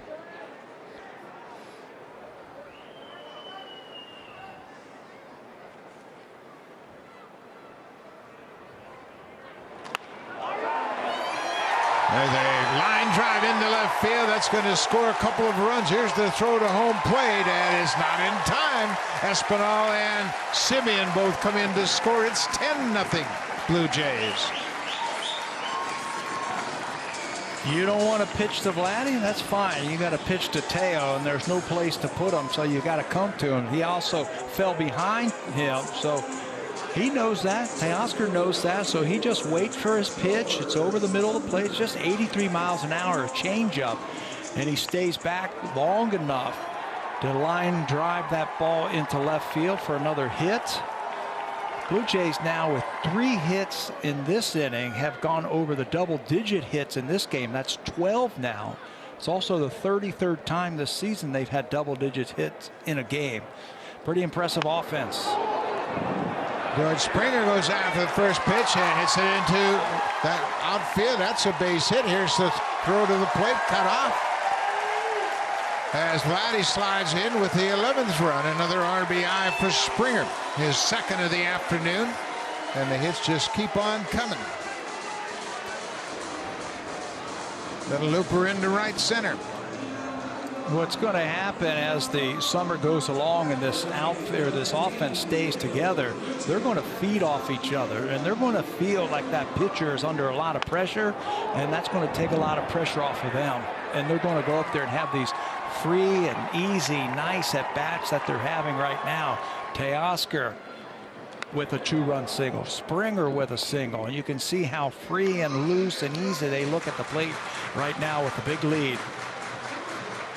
Randall Grichuk hit his 14th home run his last time up back in the 5th. A 3-run shot to left. Came on a 2-2 pitch. He goes the other way. That's another base hit. Another run comes in to score as Hernandez crosses home plate with the 12th Blue Jay run. 4 RBIs for Grichuk.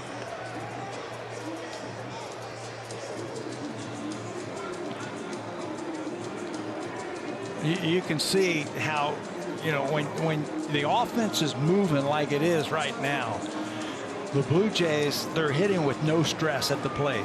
They're just feeling it just like another day, and they're feeding off each other. Take a ball the other way, pull the ball to left field, hit a couple of home runs. This is what an offense can do as it just gets to start rolling. You put all the pressure on that pitcher and you make him come to you. Another big inning for the Blue Jays. They have had 3 4-run innings so far this afternoon against the Orioles. And it just speaks to the depth of this lineup as you see another left-hander warming up. That's Alexander Wells. He too has not made an appearance in the big leagues. He is a native of Australia. He was just added to the roster on Friday night. It looks like he's going to make his major league debut here this afternoon. Lourdes Gurriel Jr., he hasn't joined the hit parade yet. He's 0 for 3. Fly out and a couple of groundouts. Swing and a miss at a first pitch changeup. But when you have everybody in this lineup, and now Gurriel's hitting 7th, the confidence of each hitter knowing that if I don't get anything good to hit, I'll take a walk and pass it to the next guy. I mean, that really has been a terrific quality of this lineup all season long. You can just see it in their at-bats. No stress, under control. It's going to feed right down through. I mean, think about all the great offensive teams that we've seen in the past. They just keep pressure on that opposition day after day. Gurriel strikes out on a changeup, but the Blue Jays score more runs here in the 6th. Another 4-run inning. 12-0 for Ryu.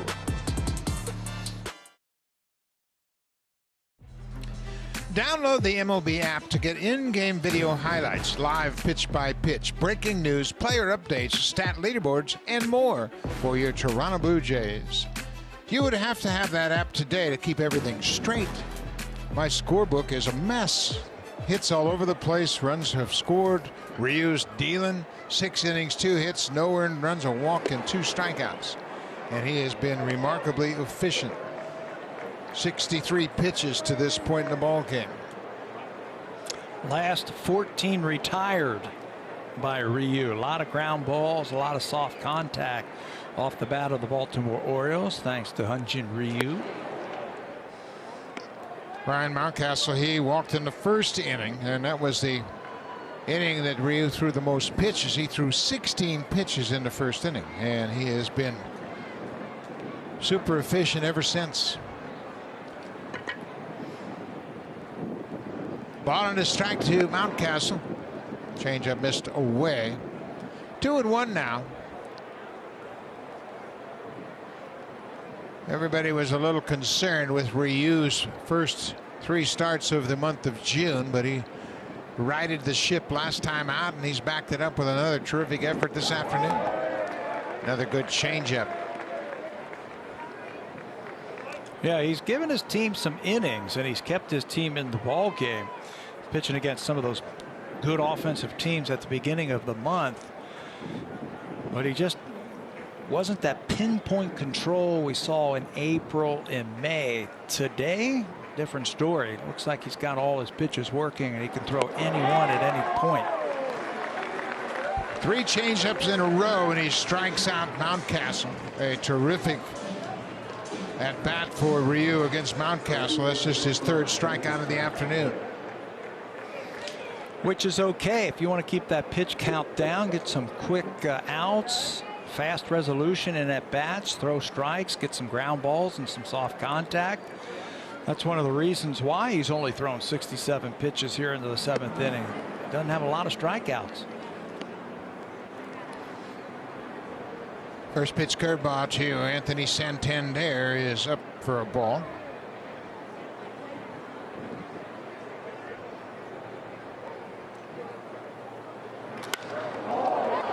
There's a ball hit hard into center field, and this one is going to be off the wall. Springer plays it back in. Santander is headed for second. He'll slide in head first with a double. That snaps a streak of 15 in a row retired by Hyunjin Ryu. A 1-out double here in the 7th. Santander is a good low ball hitter. They have kept the ball up above his belt around the letters to really neutralize his swing. That pitch was down. That's where he likes it. And he didn't miss it. He's got some power. Hits it off the wall. Base hit. That's just their 3rd hit of the afternoon for the Orioles. They had a single to start the 2nd. Galvis had a bunt single. That's the first base runner to reach since Freddie Galvis had that bunt single in the 2nd. First pitch curveball to Austin Hayes is a ball down and in. Hayes had that single in the 2nd. He's 1 for 2.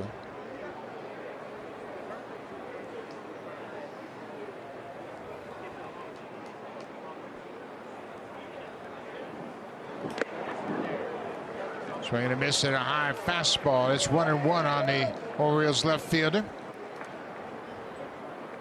If you're playing manager right now and you're Charlie Montoyo and you're thinking about the team and you're thinking a week from now, you know the suspension is coming and they dropped it from Noah. He's cruising right along. Do you let him try and finish this game, or do you take him out, save a couple of innings, get some work from some of the bullpen, and save some of those bullets for his next start? Ryu hasn't had a complete game since May 7th, 2019 against Atlanta. Went 9 innings for a 4-hit shutout. Didn't walk a batter and struck out 6 in that game. He threw just 93 pitches. That was his last complete game. Upstairs with the fastball for a ball. 3-1 now. In the Blue Jays' last complete game, you have to go all the way back to April of 2017 for their last complete game. But, you know, that's not important right now, right? Complete games are few and far between anymore. I think you have to think about the overall health of this team and think about his next start. Bichette makes a nice grab to keep the ball on the infield, but it's an infield hit. Now a message from TD. Who makes your season special? Nominate them for a chance to win great prizes at BlueJays.com/TD MVP Spotlight.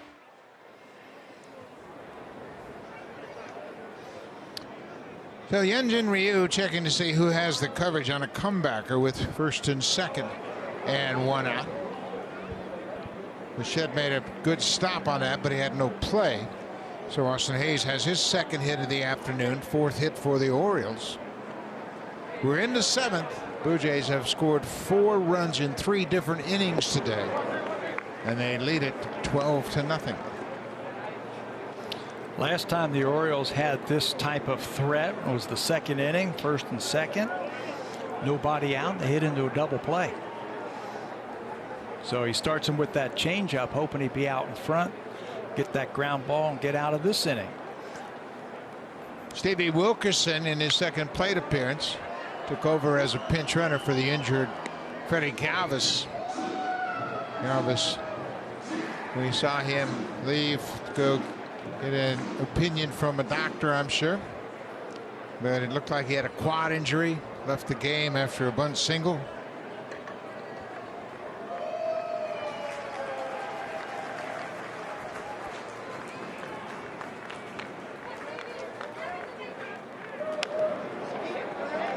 Ground ball toward third. Santiago Espinal will step on the bag, and that's all they'll get. They'll take the force out at third base as Santander is retired on the force out. So 2 outs now.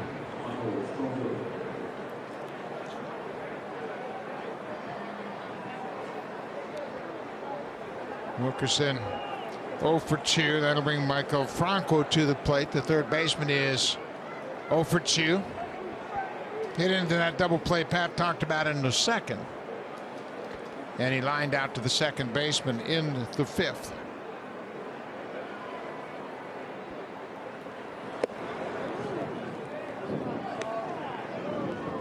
The Blue Jays shut out the Orioles on Thursday night, 9-0. Just one of those situation where the Orioles, they haven't scored an awful lot of runs consistently, and they had 6 runs on 8 hits in the game last night to win in 10 innings. There's a strike right at the knees. It's 1-1. Before the Blue Jays played the Orioles in this series, they lost to Houston 13-0. It's just been a rough week for them.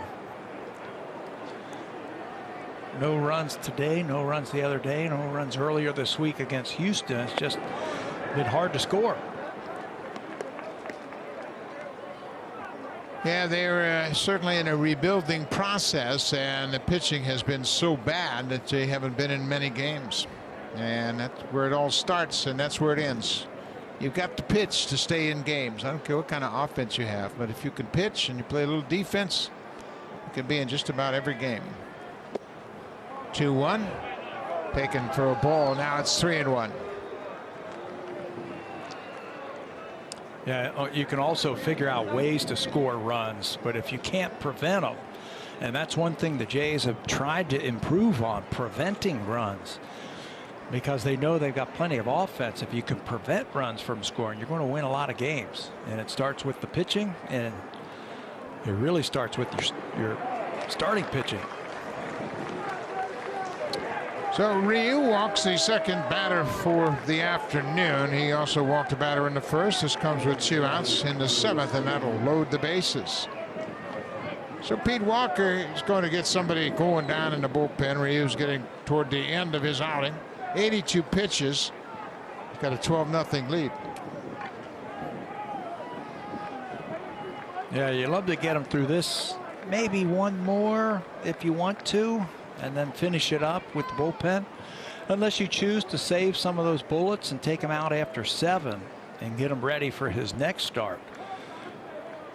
That next start, if you look at the schedule, the way it's set up, if they stay on a 5-man rotation, he would pitch in that Tampa Bay series, and I'd love to have him strong for that Tampa series at the end of this homestand. Yeah, he will probably factor in around the second, maybe even the third, maybe given an extra day, but they have an off day on Monday. That'll help out. They could realign the pitching, of course, and it appears as though Steven Matz will be lined up to come back on Wednesday the 30th against Seattle in game 2 of that series.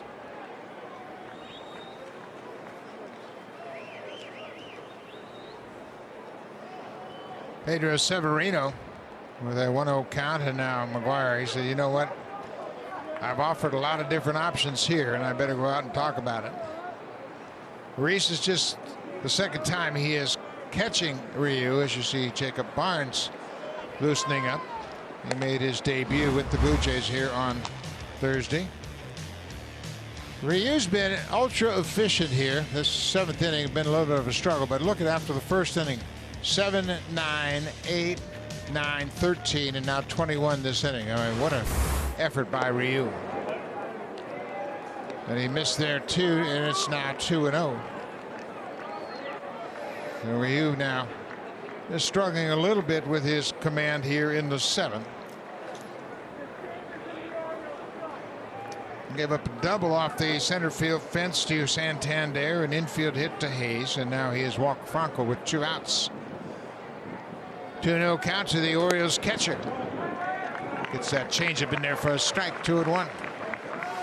It looks to me like he's trying to work on his changeup to work out the kinks in that. He talked about that in his last Zoom call, that the changeup, he hadn't had a real good feel for it the last couple of outings, and that he wants to get that feel back. He was going to work on it in between his starts, but he's thrown a lot of changeup these last couple of batters, like he's working on something to try and figure it out. Franco got a lot of changeups. Severino's got a lot of changeups here. You know, we'll have to ask him that after the game. He's thrown 26 changeups to this point in the ball game, and that's a ton. He's thrown 30 four-seam fastballs. There's a base hit to left field. That'll bring in 1 run for sure, and they're going to send the second runner. Here's the throw to the plate, and he's safe. McGuire never got the tag on as Wilkerson slides past him. So Severino delivers a 2-run single, and first 2 runs of the game come in here in the 7th. Another strong throw by Gurriel, a little bit to the first base side of home. And if it's on the plate, he was going to be out. He has thrown out 7 runners at the plate over the last few years. That looked like it had a chance to be number 8. You can see it's up the line just a little bit. And Wilkerson is able to get under the tag of McGuire to score the second run of the inning. That looked like a cutter from Ryu that came back over the plate. And Severino hit it to Gurriel. The inning continues. 2 RBIs for Severino. That gives him 11 on the season. And here is Pat Valaika. He is 0 for 2, couple of fly balls. 12-2 now. Blue Jays have a big lead, and there's a fastball on the inside corner for strike 1.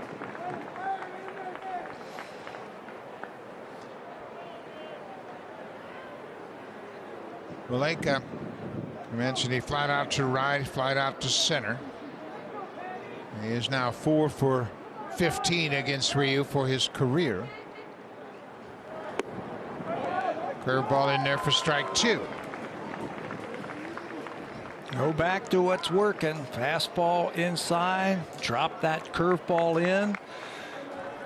Ryu loves to use that cutter to a right-handed batter with 2 strikes. 69 strikeouts before this game on cutters on the outside part of the plate. That's the highest among starting pitchers in Major League Baseball. Curveball hit on the ground up the third baseline. That's going to be a base hit. We have seen throughout the course of the games here at Salem Field, anything that's rolling in the grass up the third baseline is going to stay fair.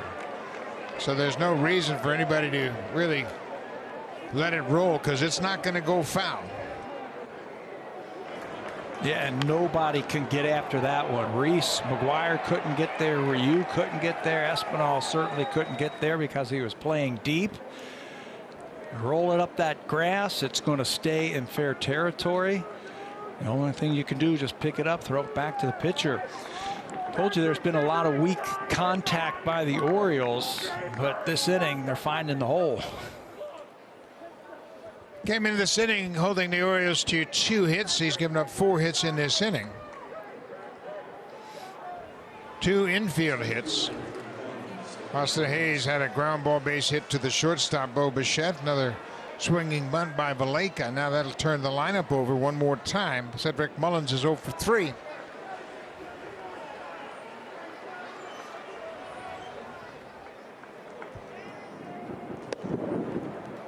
Takes the first pitch up and away on the outside corner. Boy, that was a late call by Joe West. He called it a strike.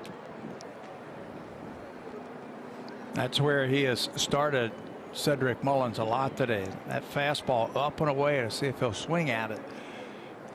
He's had a good series against the Blue Jays this year so far. There's a breaking ball ripped into right field. That's going to score a couple for sure. Franco's in to score.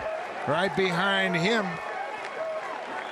is Severino, and Mullins has a 2-run double. That's going to be the end of the afternoon for Hyunjin Ryu as the Orioles get to him here in the 7th.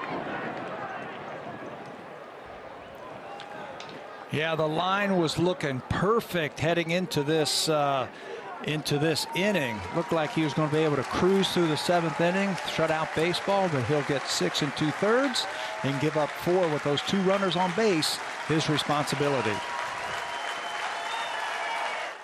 WNBA face-off this weekend as the 10-4 Las Vegas Aces play host to the 12-3 Seattle Storm. Catch it tomorrow 4 Eastern on Sportsnet 360 and Sportsnet Now.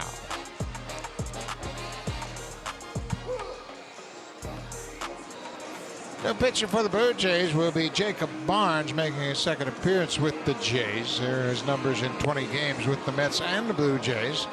He had a pretty good inning in his first outing as the Blue Jay. That came on Thursday night as he came in and did a good job. He walked the leadoff batter, gave up a single to Austin Hayes after 1 out, but then got Galvis and Franco to end his inning.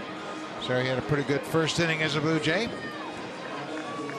And Charlie Montoyo says, I like what I saw from him. His fastball had some nice life to it. He'll mainly throw fastball, cutter, and he's throwing what he calls a split change now and a slider with a little bit more depth. So he can throw any of those pitches at any time in the at-bats. He's going to be facing a tough batter, his first batter of the afternoon, and Trey Mancini. Mancini has gone 0 for 3 so far. He has a strikeout this afternoon. Struck out 4 times last night. He goes after the first pitch and he's late on, fouls it out of play. Mancini has 7 strikeouts in 3 games against the Blue Jays so far. His only hit came in his first at bat on Thursday night. He had a soft single into center. Blue Jays have handled him very well to this point. He's been a clutch hitter most of the season, hitting over 340 with runners in scoring position and 2 outs.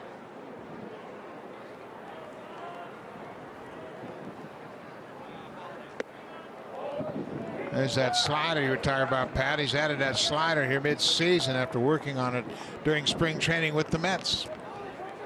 Yeah, Mets telling him you need a little bit more depth on that breaking ball, the shape of it.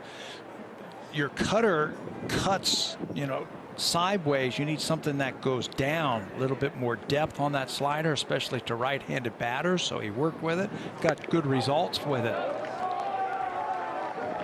Missed upstairs with the fastball. It's 2-1. 220 games in his major league career, 451 earned run average. He was designated for assignment by the Mets earlier this season, and Blue Jays worked out a trade for him.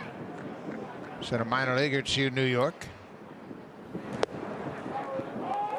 There's a fastball down, and Mancini thought it was low. 2-2 now. The Orioles have scored 4 runs here in the 7th. It's 12-4 Blue Jays. Hyunjin Ryu was breezing into the 7th, got the first out of this inning, and then gave up a double, a single, walked a batter, and gave up a couple more base hits. And now he turns things over to Jacob Barnes.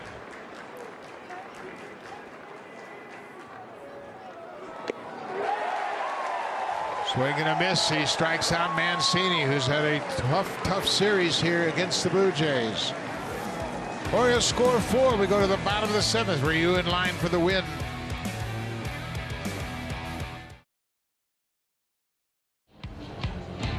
Hyun-Jin Ryu made his 15th start of the season here this afternoon and got off to a great start. At one point, he had really mowed down the Orioles in succession, but he got a little bit roughed up in the 7th inning, and that will really kind of not tell the true story when you look at the 4 earned runs over 6 2/3, Pat.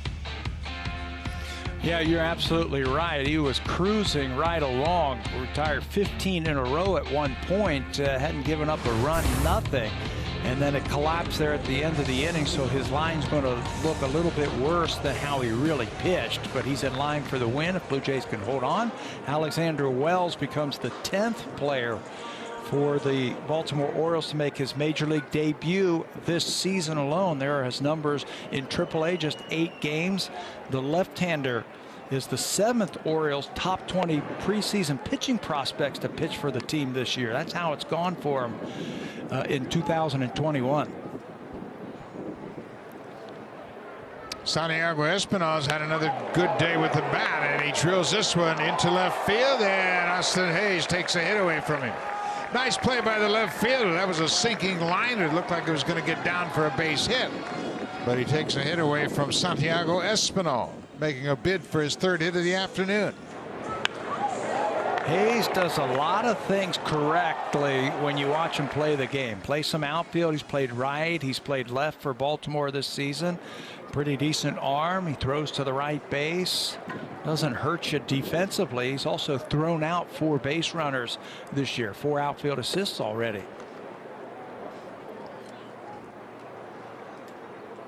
Hayes with a good catch now. The sun breaking through for the first time this afternoon.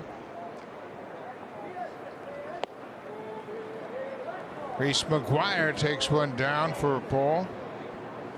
2 balls and no strikes on the Blue Jays catcher.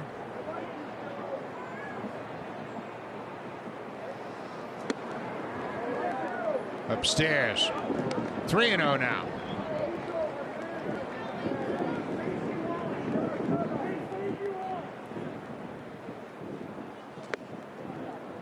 There's a strike. It's 3-1. Wells is 24 years old. As Pat mentioned, he was the 7th top 20 prospect to be promoted this season, and here he walks Reese McGuire with 1 out. He was also named the minor league pitcher of the year in 2017. He's had a career ERA of 3 in the minor leagues. That was 2017. That's the Jim Palmer Minor League Pitcher of the Year award winner.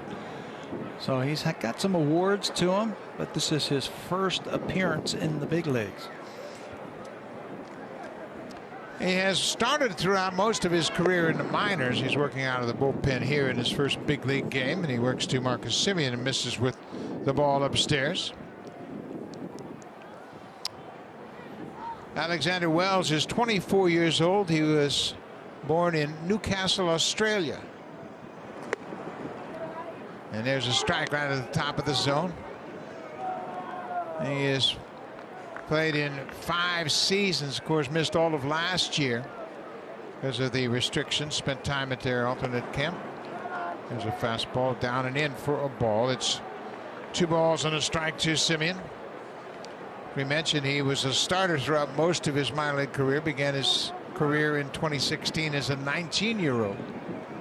Pitched in the New York Penn League. Semien with a good cut, but missed it. It's 2-2. And now he finds his way to the big leagues. That's why you just keep pitching. You just keep riding those buses. Keep pitching, because you never know when you're going to get the call. Especially nowadays when so many teams just go through pitchers like crazy. Pitcher works a couple of innings, they send him back to the minor leagues and call up a new pitcher. You just keep pitching. You never know when you're going to get that call.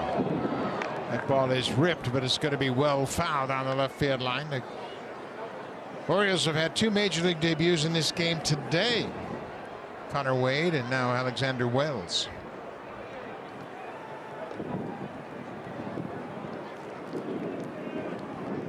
Two balls and 2 strikes to Marcus Semien. He's got a pair of doubles today. 18 doubles on the season to match his 18 home runs. Inside, full count.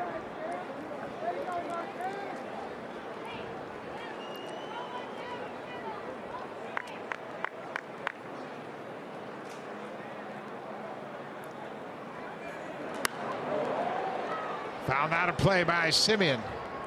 Blue Jays have 12 runs on 14 hits. They've hit 3 home runs today. Vladdy Guerrero with a 2-run homer in the third. Hernandez followed that up with a back-to-back home run. 6th time they've gone back-to-back this season. And Randall Grichuk with a 3-run homer. And there's another hard hit ball down the left field line, and that is a foul ball. Just hooked a little bit foul, too far down the left field line. Reese McGuire will go back to first base. Simeon making a bid for another extra base hit. Yeah, telling himself, I got to straighten that one out. Hooks it. It looked like it was going to stay fair that whole time going down that left field line, but when you're out in front just a little bit, that ball's going to hook on you. It's about 5 feet foul. Looking to have a really great day now. Pops this one up down the left side, and that one is headed toward the seats, and he'll be out of play. Simeon was out in front of that breaking ball, and it's got a foul pop-up. Vladdy Guerrero has homered and walked twice. He's driven in 2 and scored 3. Another terrific day for Guerrero.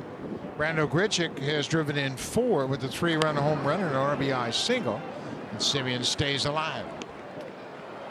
I've always hated these type of at-bats. You're facing a guy for the first time. You don't have any history on him. You don't have any video on him. So you're just up there just looking for the baseball. If you're Marcus Simeon, you look at what does his breaking ball look like?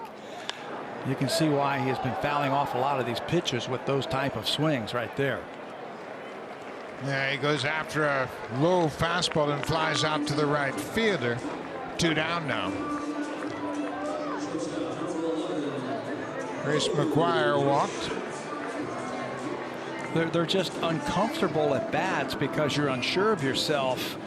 You know what the pitch is going to look like, or there's no tendencies that you can go with. So you're battling. I don't think Bo Bichette's going to battle. He's just going to look for the first fastball he sees. So he takes the first curveball for a strike. Strike 1 to Bo. He has a pair of doubles, driven in a run, and scored 2. Top of the order has really been productive this afternoon. And there's another line drive, but this one is foul. The top 4 hitters in this batting order have scored 9 of the 12 runs. And that's what we talked about. This portion of the lineup, the top 4 hitters for the Blue Jays, are the best top 4 hitters in baseball. Breaking ball hammered into center field. As he waited back on that breaking ball, McGuire will stop at second. What a pretty swing that was. His 3rd hit of the afternoon. You know, there are some guys who can hit, and then there are some guys who can really hit. And the first time I saw Bo Bichette in Dunedin, I said, this guy's got a chance to be pretty good. Great bat-to-ball skills, great hand-eye coordination. Doesn't matter. So I said, like, he's going to go up there, he's going to look for the first pitch that he can handle, and he's going to hit it hard somewhere, and he does, to center field. Another base hit. That's 3 this afternoon for him.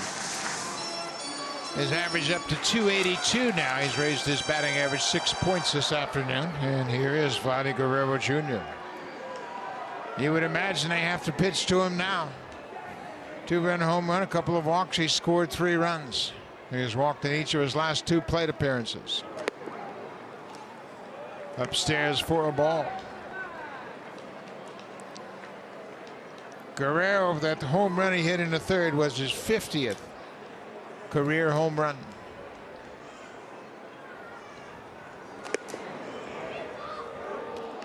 He's sizing up Wells, took a strike.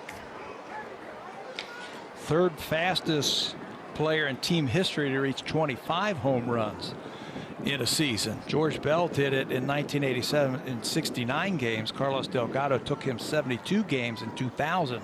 Vladdy yesterday took him 74 games. And it just took him one more to get to 26. He's locked in for sure.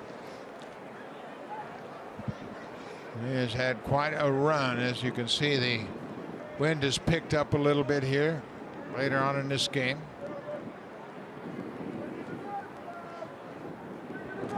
Two and one. There's a strike on the inside half. Now it's 2-2. Guerrero has a 3-homer game this season and a pair of 2-homer games. And that wind is blowing off Lake Erie across the diamond toward the left field foul pole.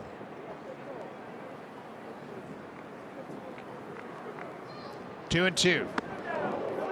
Upstairs. Full count now. So the runners, Reese McGuire at second, Bo Bichette at first. They'll be moving on the pitch. Blue Jays lead at 12-4, bottom of the 7th.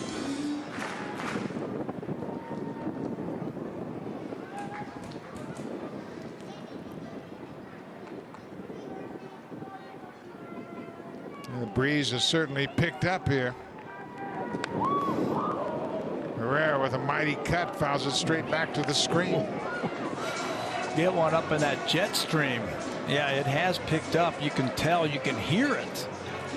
Vladdy looking to get one up in the air so he can bomb one out of here, a second of the afternoon.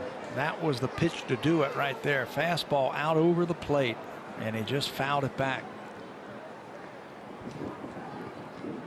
There go the runners. Breaking ball is popped up right over the mound as the pitcher gets out of the way. Mancini comes over to make the catch, and the Blue Jays will strand a pair. Guerrero's retired on the pop-up. We'll go to the 8th. Blue Jays with a big lead, 12-4. Jacob Barnes back out to pitch.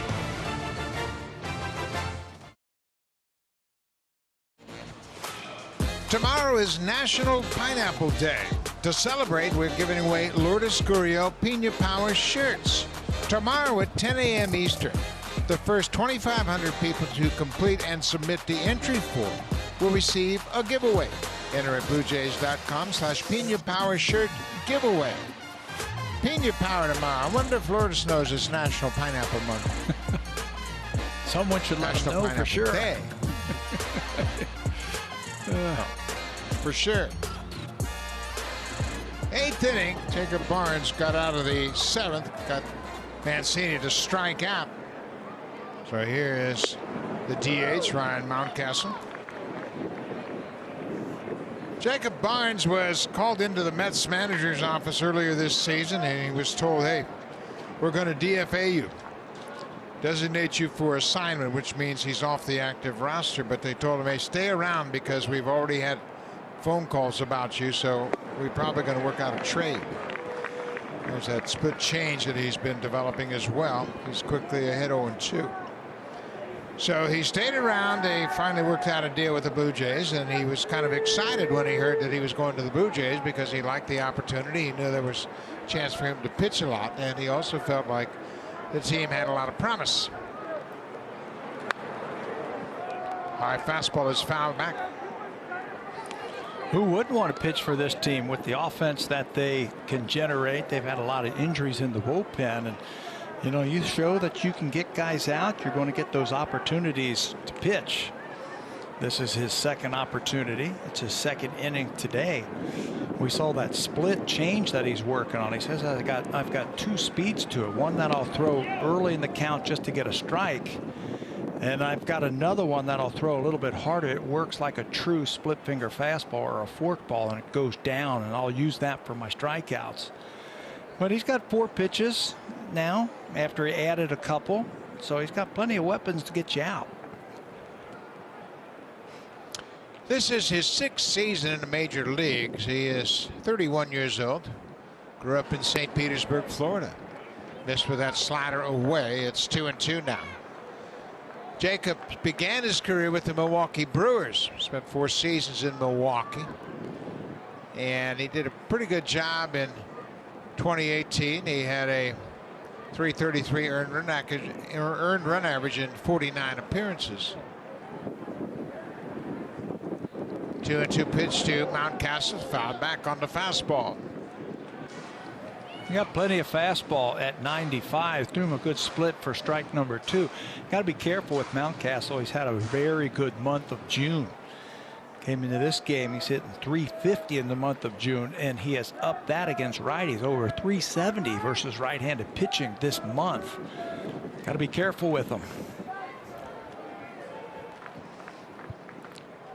2 balls and 2 strikes. The leadoff man here in the 8th inning. That's outside, 97, but missed wide of the mark. Full count.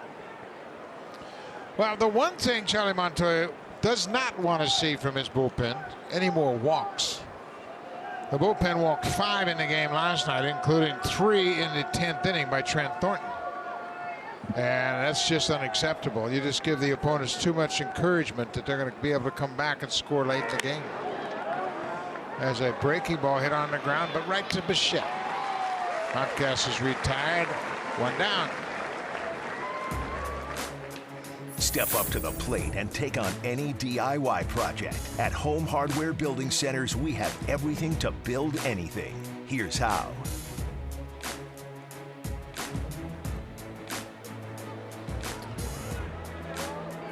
So here is the right fielder, Anthony Santander. He's batting left-handed for the first time this afternoon. He went 1 for 3 against Hyunjin Ryu. He hit a double with 1 out in the 7th. That started that 4-run rally for Baltimore. Goes after that first pitch, fastball upstairs, swings and misses. Santander, the double was his 13th of the season. As Pat mentioned earlier, he's been dealing with an ankle injury most of the season. His offensive production is down a bit compared to what the Orioles are used to seeing from him. Inside fastball, 1-1. Yeah, he's had a couple of pretty good seasons in a row for him. Look like he's starting to blossom into a good everyday player for him. Switch hitter. He's got some power, some pop. You can put right in the middle of that lineup if you want to, but been dealing with that ankle injury. Wants to play every day. Tells his manager, put me in the lineup, I'll deal with it. And you can see right there, that's where he's having some problems right there. He just can't get a good base underneath him to swing a bat effectively. As he plants that foot, it twists on him, and he feels it. But you give him credit for wanting to play every day. Try to play through it. Had a 20 home run season back in 2019. It's this one in the air, but not deep. Gurriel coming in. The left fielder is there. Santander is retired, 2 away. Now Santander hit 20 home runs and drove in 59 runs for the Orioles in 380 at-bats in 2019. That's what they were so excited about. Last year in the abbreviated season, he had 11 home runs, but this year power has dropped off. Jacob Barnes has retired all 3 he has faced since coming into the game. He got the final out of the 7th and the first 2 here in the 8th. Austin Hayes has 2 hits this afternoon. Pair of singles, he's 2 for 3.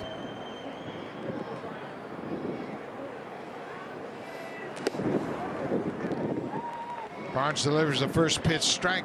Good fastball at the knees.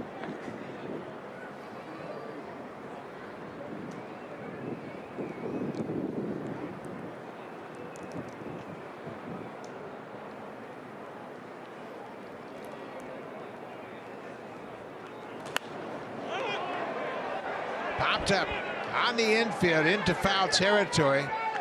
Guerrero calls off the catcher. McGuire and makes a pitch. 3 up, 3 down in the top half of the 8th. We'll go to the bottom of the 8th. It's 12-4 Blue Jays. Time now for a Blue Jays Central.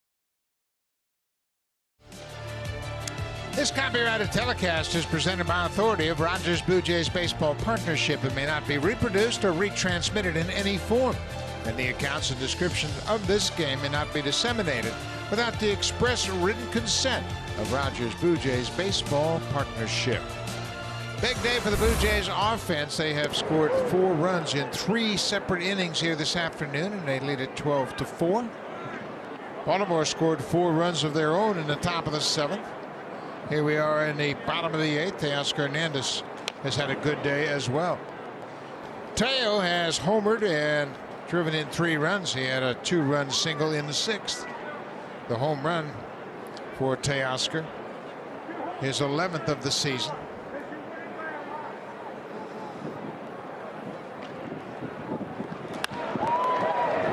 There's a line drive to left field, but that's going to hang up for the left fielder, Austin Hayes. Teoscar hit another ball right on the nose. Yeah, even their outs right now have become very loud this afternoon. Adding to their stats, adding to their hits and their RBI totals.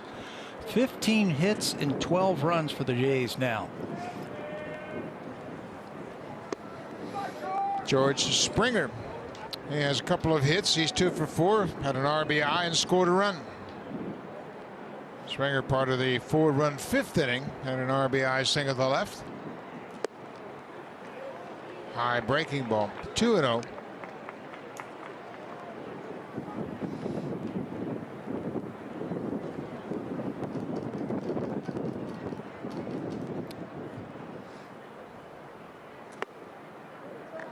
There's an inside strike right on the corner.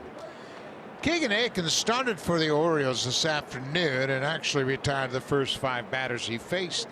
Then Randall Grichuk had an infield hit, but Gurriel flied out to end the 2nd as Springer got fooled by that pitch and takes a wild swing. It's now 2-2.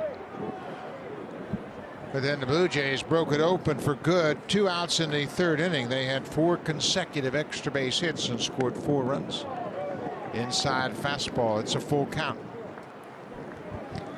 Yeah, it just took them one time through the lineup to figure out what they needed to do to make the adjustments. And once they did, they got 4 runs in the 3rd, 4 more in the 5th to blow it open. Springer fought off that inside pitch to stay alive.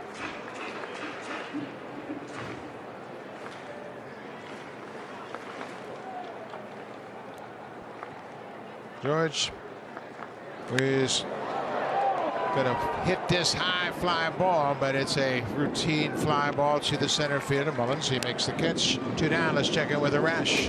Well, Buck, just brutal news for Calgary's Mike Soroka. A couple of years ago was Atlanta's ace. You may remember early last season tore his Achilles on this routine play fielding the ball. Now Soroka was rehabbing well, hopeful to pitch later this summer. But when walking to the clubhouse the other day, felt a pop in his right Achilles. It is torn again. Out for the year. Another surgery needed. So just awful luck for Calgary's Mike Soroka. That's terrible news for anybody, but a fine young man as Mike Soroka is. That's a very heartbreaking piece of news. He walked in the clubhouse on Thursday and heard the pop. And he has had a couple of setbacks. He had a 2nd exploratory surgery on that Achilles just to see what was going on, why it wasn't healing. He's just 23 years old, so that's the good part of it. But boy, oh boy, what a tough break for a great kid. I saw Mike in spring training, and he was so optimistic. Things were going so well. And then he suffered a setback, and another piece of bad news for him. Randall Grichuk takes ball 4. He'll draw the 2-out walk. Grichuk's been on base 4 times this afternoon. 3 walks, or 3 hits, a walk and a fly out. Another good day for Grichuk, and well, boy, you can't overlook what he has done with this team. We talk about the top of the order, but Randall, with 4 RBIs today, has driven in 52 runs this season. That home run went to left field. That's 9 of them now to left field for Grichuk. It's just when you bring Springer into the mix and you drop Randall down just a little bit more, you're talking about a pretty deep lineup. That's going to be tough to get through for anybody. Well, Bo Bichette drove in his 50th run here this afternoon. Vladdy has now 64 RBIs. That's a ground ball to the shortstop. They'll go to 2nd, and that'll end the inning. Gurriel is retired. But we will go to the 9th. It's been all Blue Jays. Big offensive day. They've scored 12 runs on 15 hits and have a 12-4 lead. Joel Payamps will pitch for the first time since the 17th of June. Another home run here this afternoon. He has had quite a run. He leads the majors in home runs, and he's had quite a series here, Pat. Yeah, they are pitching him early. Fastballs in the middle of the plate, and he is punishing the ball. He is homered on Thursday. He homered on Friday to dead center field. And this afternoon, again, first pitch swinging, first pitch that he sees in the third inning, sends number 26 out of here. He had a series in Boston earlier this season, a 4-game series where he homered in 4 straight days. He's doing it again. He's in one of those hot streaks again. Since that home run, they really haven't given him much to hit after that. But Vladdy's dancing and loving it, and the Blue Jays are loving it because he right now offensively is carrying this team and doing everything he can. Look at those numbers the Blue Jays have put up again today. A lot of it thanks to him.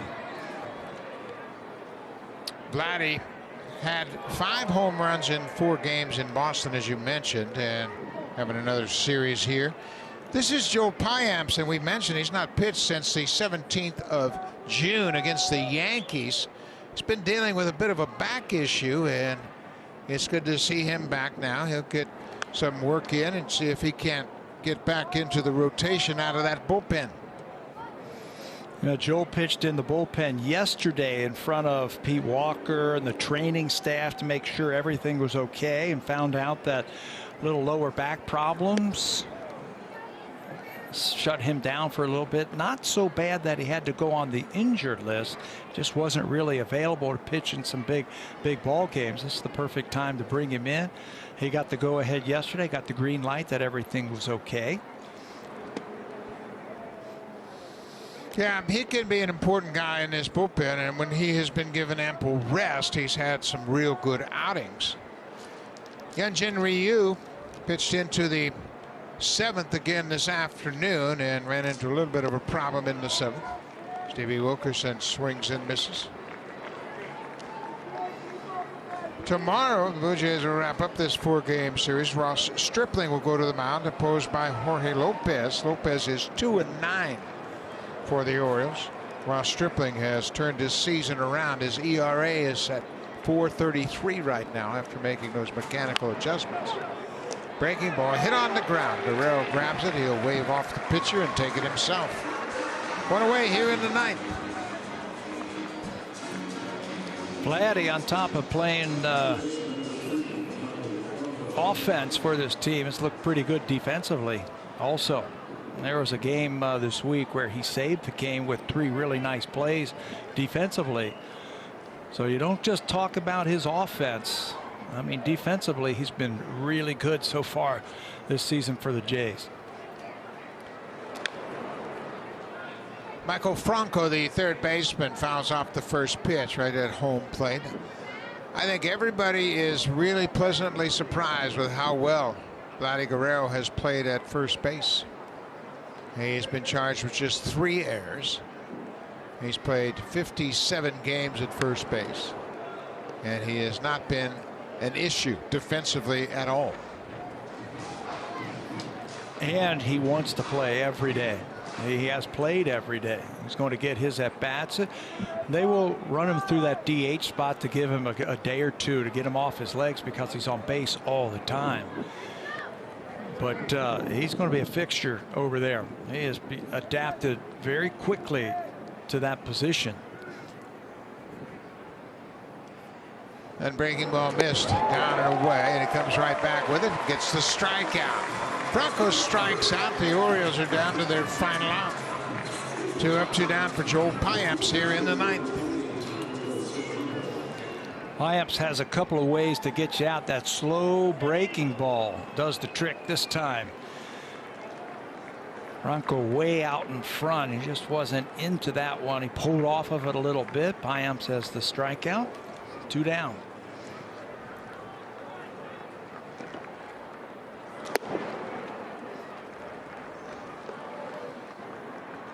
Here is Pedro Severino. He had a 2-run single his last time up, part of that 4-run inning for Baltimore. 1 for 3 on the afternoon. The ball downstairs. Hyunjin Ryu in line for his 7th win of the season, and would tie him with Steven Matz for the most wins on the Blue Jays. Hopefully Matz will be back next time through the rotation, get back into his spot in the rotation.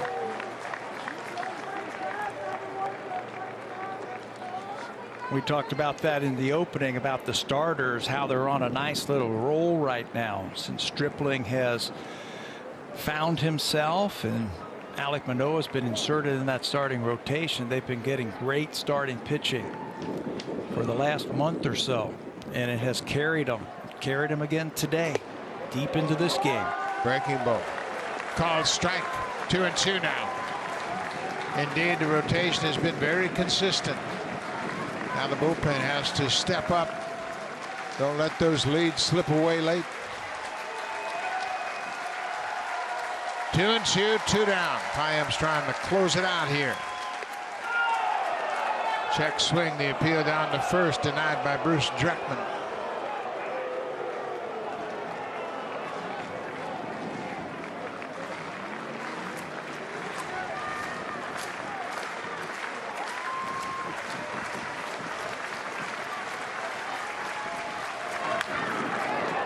Breaking ball hit in the air, and this should do it. Gurriel, the left fielder, moves underneath it, and that's the ball game. The Blue Jays win Game 3 of this 4-game series, 12-4, to take a 2-games-to-1 advantage against the Orioles. Well, they needed a win today, and they needed to get that momentum back into their dugout. Exclamation point, but the offense carried them today. 12 runs on 15 hits. That'll wash away that bad taste of their mouth of yesterday's tough loss. Now you can start to put a winning streak together as the offense really did the trick today. They only scored in 3 innings. They made it count, though. 4 runs in 3 innings did the trick for them. Ross Stripling will pitch for the series win on Sunday against Baltimore, and Stripling's been throwing the ball very well. The Blue Jays win it 12-4. Thanks for watching, folks. Have a great rest of your afternoon. Jays Talk is next on the Blue Jays Radio Network.